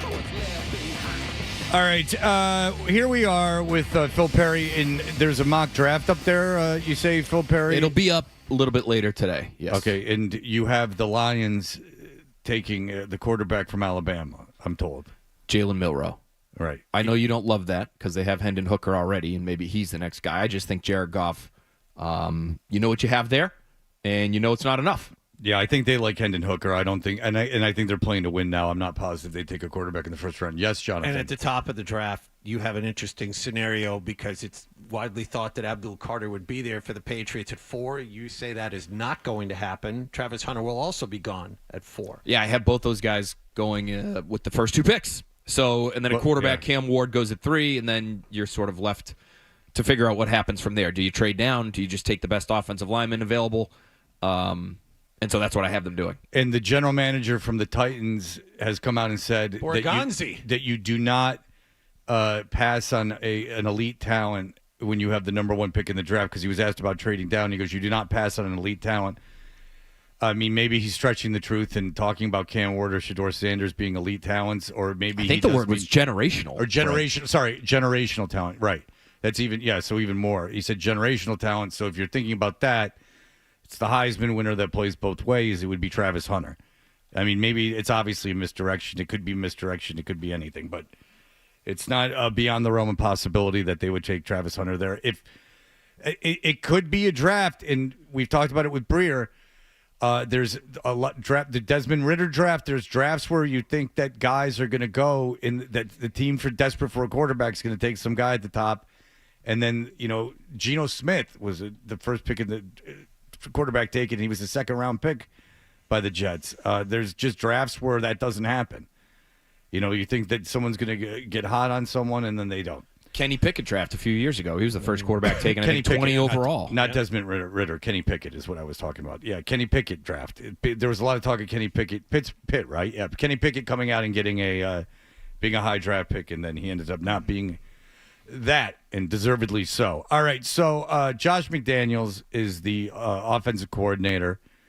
He was around, and now he's back. It's his 3rd time in that post. What are your feelings on that, Phil Perry? Yeah, I get your concerns looking at it and saying, well, what has he done outside of his work with Tom Brady? But I do think if you're looking for somebody who can help you hit the ground running. I'll shut up, but for 5 seconds. Yes, go ahead. It's not even concern. It's not just an automatic, this will be good, he's good.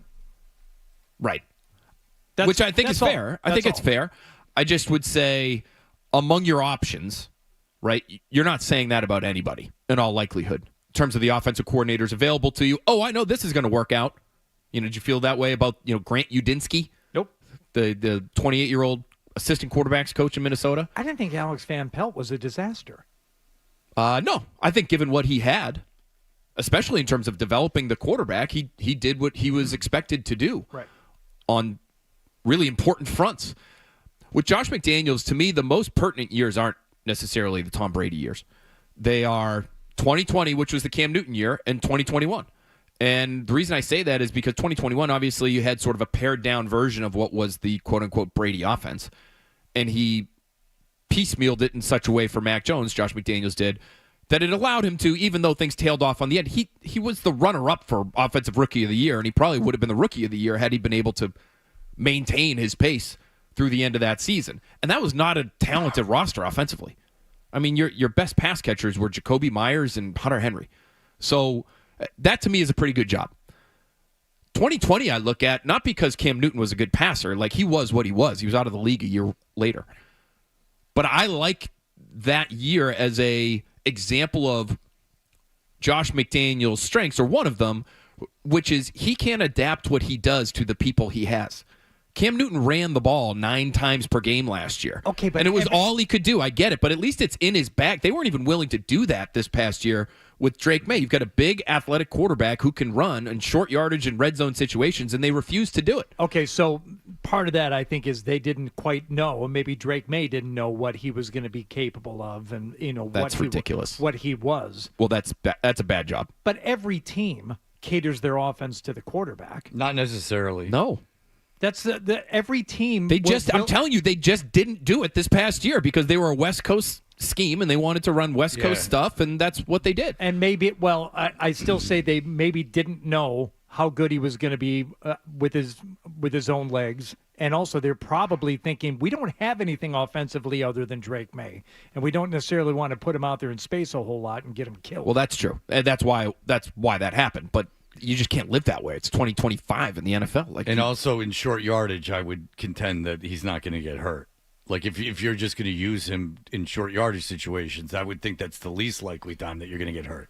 I just think his offense is adaptable, and we saw it even with Brady. The quote-unquote Tom Brady offense was many different things over the years. Now, you can do that because you have Tom Brady, but they were a spread offense in 2007, and they lit the league on fire. They were two tight end offense in 2011. They were a two-back offense in 2018 and won a Super Bowl. So they could go shotgun, they could go under center, they could run zone, they could run quote-unquote gap schemes. They did a little bit of everything. Josh McDaniels' offense is not one specific thing. I think he gets sort of pigeonholed as a guy who's, he's going to work well with a drop-back passer who's just going to operate from right behind center, and he's going to be kind of old school in that way. And I just don't think that's the case. I think he's willing to be more flexible than that. Why did no one else want him? Is that what happened? Well, I mean, he got fired as a head coach. He was making a lot of money. He was here. My understanding is he would have had interest in some other offensive coordinator jobs, including maybe for the Lions, once those people parted with their offensive coordinators. Okay, so Buffalo and Joe Brady, if he gets a head coaching job somewhere, maybe he ends up in Buffalo. Okay, maybe he ends up in Detroit. You just didn't hear his name. I mean, it wasn't being talked about. But you talked to people that said that Josh McDaniels would have He's got enough connections. Houston's another one. If Bobby Slowick ever gets a head coaching job, he's a very well respected offensive coordinator in the NFL. You just didn't hear his name being bandied about. I think people have reported it actually that he would have had it. I think Bert. I don't know if you had him in this week, but who reads it? So many words. Yeah, I mean it's Sports Illustrated. He's prolific. You got to pack a lunch. Yeah, let's not go crazy. I think Bert has put some of that stuff out there, so I think he would have had some interest. I think this is a job. You think he would have gotten a job? I think he had his choice of job. If you're making whatever he was making from the Raiders, you're not just jumping at whatever job comes to you. Interesting, because that was a good question I had. And I was wrong, so that's good to know. All right, so that is wrong. Did you think that they had to hire Vrabel so quickly? This is just curiosity. It's not that they did anything wrong. I am curious though. They jumped on Vrabel or McDaniels? Vrabel. Okay. Now I'm talking about Vrabel. Yeah. I obviously they didn't have to. I mean, they wanted McDaniels and they got McDaniels, and that's how it goes. But it doesn't seem like they rushed into McDaniels. They wanted McDaniels. You know who you want. And it's better than the alternative of interviewing 700 guys and getting the 700th guy, like what happened with Gerard Mayo.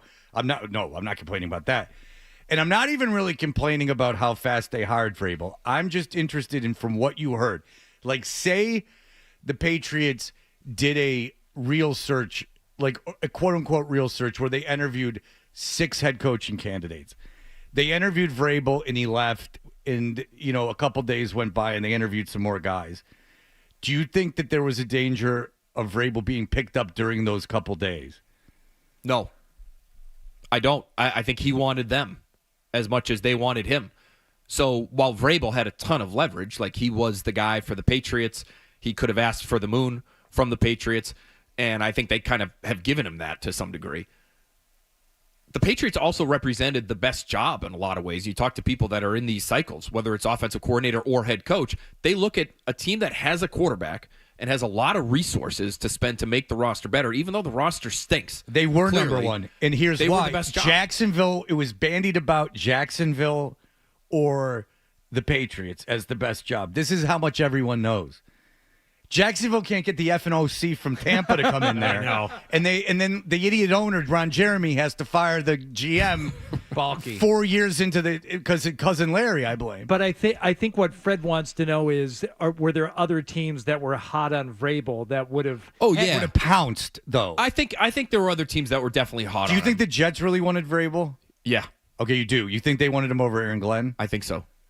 I think they would have taken him. And by the way, Fred, I was thinking about this. You have not. You've talked to people that think. No, that? I mean, I'm guessing, but because I think that they knew that they wanted Aaron Glenn because Aaron Glenn was a Jet?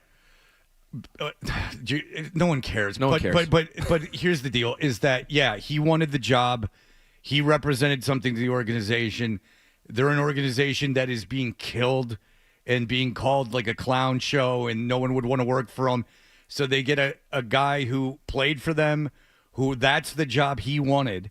He wanted the New York market, establishing a culture of literally, it's like Little League. Like establishing a culture of like, I want to be here. I succeeded here. I went to AFC Championship game here. Like, it can be done. If Vrabel had expressed that, though, don't you think they would have taken him? He represents a lot of the same stuff. Culture guy, defensive guy, winning background. Yeah, I think culture. Vrabel is a better candidate for a head coach than Aaron Glenn based on his bona fides. And if I was any other team, I'd want Vrabel over Aaron Glenn. What do I know about who's going to be a good coach? I don't. Okay, but I know why they wanted Aaron Glenn, though. Okay, and it makes sense logically. Vrabel after Ben Johnson, for some teams, if not ahead of Ben Johnson, was considered one of the top two guys. We just talked to Dave Richard, who thinks Aaron Glenn ahead of Ben Johnson. Go ahead. But I think just in terms of comparing the two, between what the Patriots did and the Jets did, they're very similar. Mm-hmm. The Patriots and the Jets both had their minds made up as to who they wanted to be the head coach before they did any kind of a real search, and it just so happened that who they wanted also wanted that job. But the Jets interviewed 15 people. Like, they interviewed everybody, including Vrabel. How many did the Patriots interview for the head coaching job, Phil? Was it 4? 3. I think it was two before. They had two minority candidates. They interviewed two black guys, Johnson and Vrabel. Yeah, it was 4. Yeah, they interviewed. I'm taking Vrabel out of this because they really didn't need to interview him. Whatever, But fine. They interviewed. Three real ones. They made a joke of the Rooney Rule, and then they interviewed Ben Johnson probably just to see what was going on. It is a much different scenario, and felt we. Do you think Ben Johnson would have taken the Patriots job? I think he was genuinely interested. Yeah, I mean, Drake May is sort of the prize. If you're a coach in this cycle, I think they Patriots had something was the that best other job. teams didn't have. Yeah. I think the Patriots is the best job. They had the best ownership. They have the best. They have an elite young quarterback, and that's what you would want. Absolutely. I think Ben Johnson knew, though, as he was interviewing, that Mike Vrabel was their top choice. Yeah, you go after Mike Vrabel. And so it was just sort of a just in case. Yeah. But to answer your initial question, Fred, they did not have to rush, and they didn't have to rush with McDaniels. No, I know they didn't. They just have. They seem to have very little time for quote unquote the process, and so if it doesn't work out, that's where you come back and you say, could you not have done more? That's where they open themselves up to criticism. Thank you. Oh, wow. That's exactly what I've been saying. I've been saying this is all great, but if you don't now markedly improve and, Drake May doesn't keep this ascension, CJ Stroud, second year, it's not a guarantee. Mm-hmm. Like, if you don't keep your ascension and you're not we've talked about this, realistically in the mix for a playoff spot in December, then you're up. There's going to be criticism. And, in the division, you got to watch the Jets. Like, what if you're worse than the Jets? What if you're worse than Chicago? Chicago's really the team to keep an eye on, because what if Ben Johnson goes out there, Caleb Williams lights the world on fire? I understand Chicago's got much better weapons. The offensive line is supposedly not so great there either. But, say Caleb Williams catches fire and the Bears make a playoff run. This is all going to the rushing, I think, will come back to haunt them. But we're hypothetically giving them a negative thing, which is unfair because it could turn out to be great. Right, and they could have gone through the process and interviewed 12 guys at both offensive coordinator and head coach and still ended up with the guys that they had. I would have preferred that. But then at least they did due diligence. Correct. That. Like, they didn't flip out and they fire their coach right after a game and then go, and then grab Vrabel. But then leave it to us. We'd sit here and say, thanks for wasting everybody's time. You just ended up hiring who you were going to hire the whole time. No, I swear to God, I wouldn't have done that. No. I would have thought good for them. If anything, the Crafts needed to self-scout their organization and how they do things, and they didn't do it. Sometimes the one thing, I will say this, the one thing that can help in terms of settling on these two jobs relatively early, is that it does help you fill out the rest of your staff. If you're like the Raiders right now, you still don't have a head coach, or you're the Jaguars, you still don't have a head coach, and it might take you another week to get that. Well, like now as you go down the line, it's just taking you longer and longer to pluck these people that you want. But Phil, those jobs are like the Patriots job last year. Like, we didn't know Jacksonville was like that. But say what you will about the Jets organization. Vegas is a disaster, and the idea that because Tom Brady's a minority owner, they were going to get an elite coaching candidate is a joke. The Patriots are in a way better position. We just discussed it. The Patriots was the job. I agree with you. It's the job. Best ownership, best quarterback, given the scenario. Caleb Williams might be a better quarterback, but who knows? It's certainly better this year. So you were never going to be in the position of Jacksonville or Las Vegas in my mind, which is another reason I think the Jets went with Aaron Glenn, is because they didn't want to screw around, and they liked them and they didn't want to screw around. But they did interview 15 people, so I'm not contradicting myself, and they didn't want to. And they had to wait to some. They had to wait to some degree with him because his team was. And they still also playing. did fire their coach during the season and could interview during, they interviewed Ron Rivera. I think maybe even during the season they interviewed. Mike Ron Rivera. Vrabel was during the season. It was Right at the so end of they the interviewed year. some guys. And I like Aaron Glenn. I think he's got a chance. I like the cut of his jib. I know why they hired him. That's all. I know it makes logical sense. Is he going to be a good head coach? What the hell do I know? I don't know the guy. And I could see why for Brian Hoyer it would be annoying when people are talking about Josh McDaniels, because Hoyer's like, I know the guy and he's like my best friend and da-da-da. And he's been around a lot of different players. I give his words a lot of weight.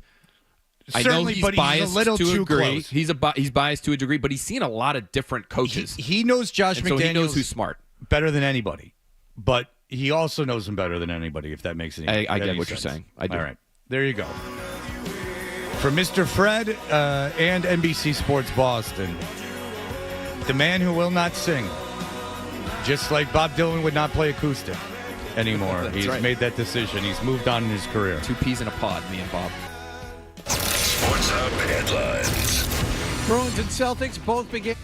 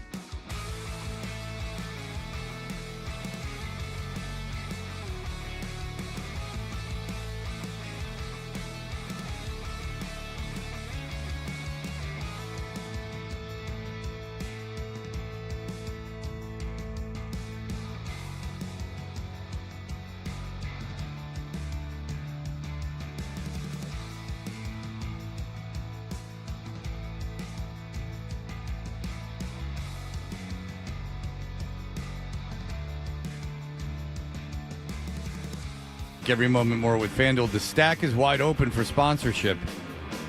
Contact 98.5 The Sports Hub. You can find it at 98.5thesportshub.com and really get to it.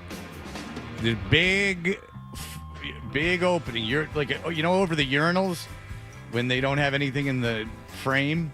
Mm-hmm. Yeah. Any of the advertising, that's what I'm giving you now. This is like a chance for people who are peeing to hear about your business. Oh, okay. Fred, have you looked at the Best Picture nominees for the Academy Awards? I have. We saw it on TV live. Okay, we well, talked about it. Have you looked at them? Yes, we saw it on TV. I was looking at something else. So there's a lot of them. Was Fred commenting on the films that he saw? A couple of them, right? No, I saw one of them. I've heard of like four of them. Nickel Boys is supposed to be tremendous, but it had no kind of real release in theaters. So Nickel Boys is something I want to see. I don't even know how you see it. Okay, so there's another Best Picture nominee called Honora. Yeah, no idea. Never even heard of it. The Brutalist. I've heard of that. That played in theaters. So that's Adrian Brody, right? Yes, and he's supposed to be. He was nominated for Best Actor, right? Adrian Brody's fantastic. Well, he's not allowed on Saturday Night Live anymore. Why? Because he put on a Jamaican wig and introduced the band in a patois when he was not supposed to. And it was not funny. It's a very embarrassing moment. The band was not 311 either, so it did not land. Interesting. Yeah, 311 just did that themselves as a career. Have 311 ever played Saturday Night Live? I got to check that out. That's a good question. I don't think so. Chill. Conclave. You know the movie Conclave? I've never even heard of it. No. Dune Part 2. We know that.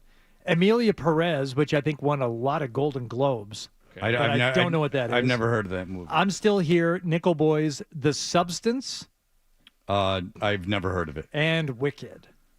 That was 2 hours and 40 minutes, to my understanding, and not good. Also, my daughter did not like that. She saw it with her mother. She did not like that film. So you're on a bit of an island by liking A Complete Unknown as much as you do, because other people have found it in the reviews I've read a rather pedestrian telling of the Bob Dylan story. Well, then they know far more about Bob Dylan. Perhaps they've read his Chronicles Part 1 and 2 that I have not done yet. Maybe they've listened to Rainy Day Women number 12 and 35. I also go to the movies with my daughter, so you have to put in context what A Complete Unknown is like compared to Sonic the Hedgehog 3. I mean, there is I was excited that there were adults in it doing adult things. You'll be pleased that Adrian Brody has been nominated for Best Actor in a Leading Role. Or Timothy Chalamet, I should say, for A Complete Unknown. So that'll make you happy. You like the movie. I think it was highly rated. Rotten Tomatoes had it as at least a tomato, not a splat. Overall tomato, or and he's the lady who plays Joan Baez is a little bit of a tomato. A Complete Unknown on Rotten Tomatoes is 96% fresh from the audience. 80% fresh from the critics. Only 80. Okay. I guess a lot of Bob Dylan experts. I don't know anything about the man, so it was all new to me. How do we say his name? It's spelled Ralph Fiennes, but is it Rafe? Is it Rafe Fiennes? Yes, it's pronounced Rafe. Okay. He's in that Conclave movie, which nobody knows about. And then actress in a leading role, Cynthia Erivo for Wicked. And then Amelia Perez and Demi Moore in The Substance. Hey, Wouldn't you? I recognize that. So do you think now that these films have been are nominated, they'll be widely released? Because if you go to like just a showcase cinema, for instance, like the one in Chestnut Hill, right? Like, good luck seeing like any of these movies. Yeah, you got to go to West Newton Cinema, and that's a real same thing out in Flutie Pass. That's a real piece of garbage thing. theater. Same thing out where I am. Can't see them. West Newton Theater is garbage. They want you to donate money to them, too. For your business that makes money, get out of here. I mean, that place, it smells. Okay. Thanks, Fred. When's the last time you went there? I've been there in the past 365 days. Okay. I saw Thelma there. Did you donate after you bought your ticket? Yeah, I do that at everywhere. I just give them money. Like, anytime I go to any business, I just throw more money at them just for fun. You give them extra money. Yeah, I paid to see the movie, and I paid for the popcorn and the soda, and then I said, that's not enough money to give you. Here's more. Because everything there, they take a loss on. The one film that I enjoyed more than any other this past year, I only see it nominated for one thing here, visual effects. That was Alien Romulus. You're an Alien fan and you like that whole... Mentee. Who are you mentoring? George. Who's George? He lives here, and he's the people's champ. He thinks he's the number one employee in the building. George, he's served as an assistant producer on this show before he's filled in. The three best interns I ever had, I forgot their names. Mike Reese towers over George. George. Oh, I know who George is. George just worked on this show. Yeah, I know who George is. Yeah. Nice guy. Talking a lot. Yeah, I know George. I have a new one, Gossamer. He showed you his baseball cards. That's right. Oh, yeah. He got in here and he had a book of baseball cards and he took me through them. Yeah, Gossamer started yesterday for us. New intern? Yeah. Gossamer, the red-headed monster from the Bugs Bunny cartoons? That's what he looks like. With the middle part? Bang! He goes, why? I go, why not? It's quite a pull. Gossamer. That's amazing. It's a great nickname. Well, I just call Isaac. Yeah. And you know what else I call you now, Isaac? And stuff, right? Friend. There you go. Say my name. I saw him at Wegmans. He chased me down. I said, what's going on? Who did the Celtics songs? I said, another fan? Green and I said, no, this is a friend. No, that's Tyler Milliken's cousin. Where'd he go? He's still around. He'll come back. Don't worry. They all come back. They sure do.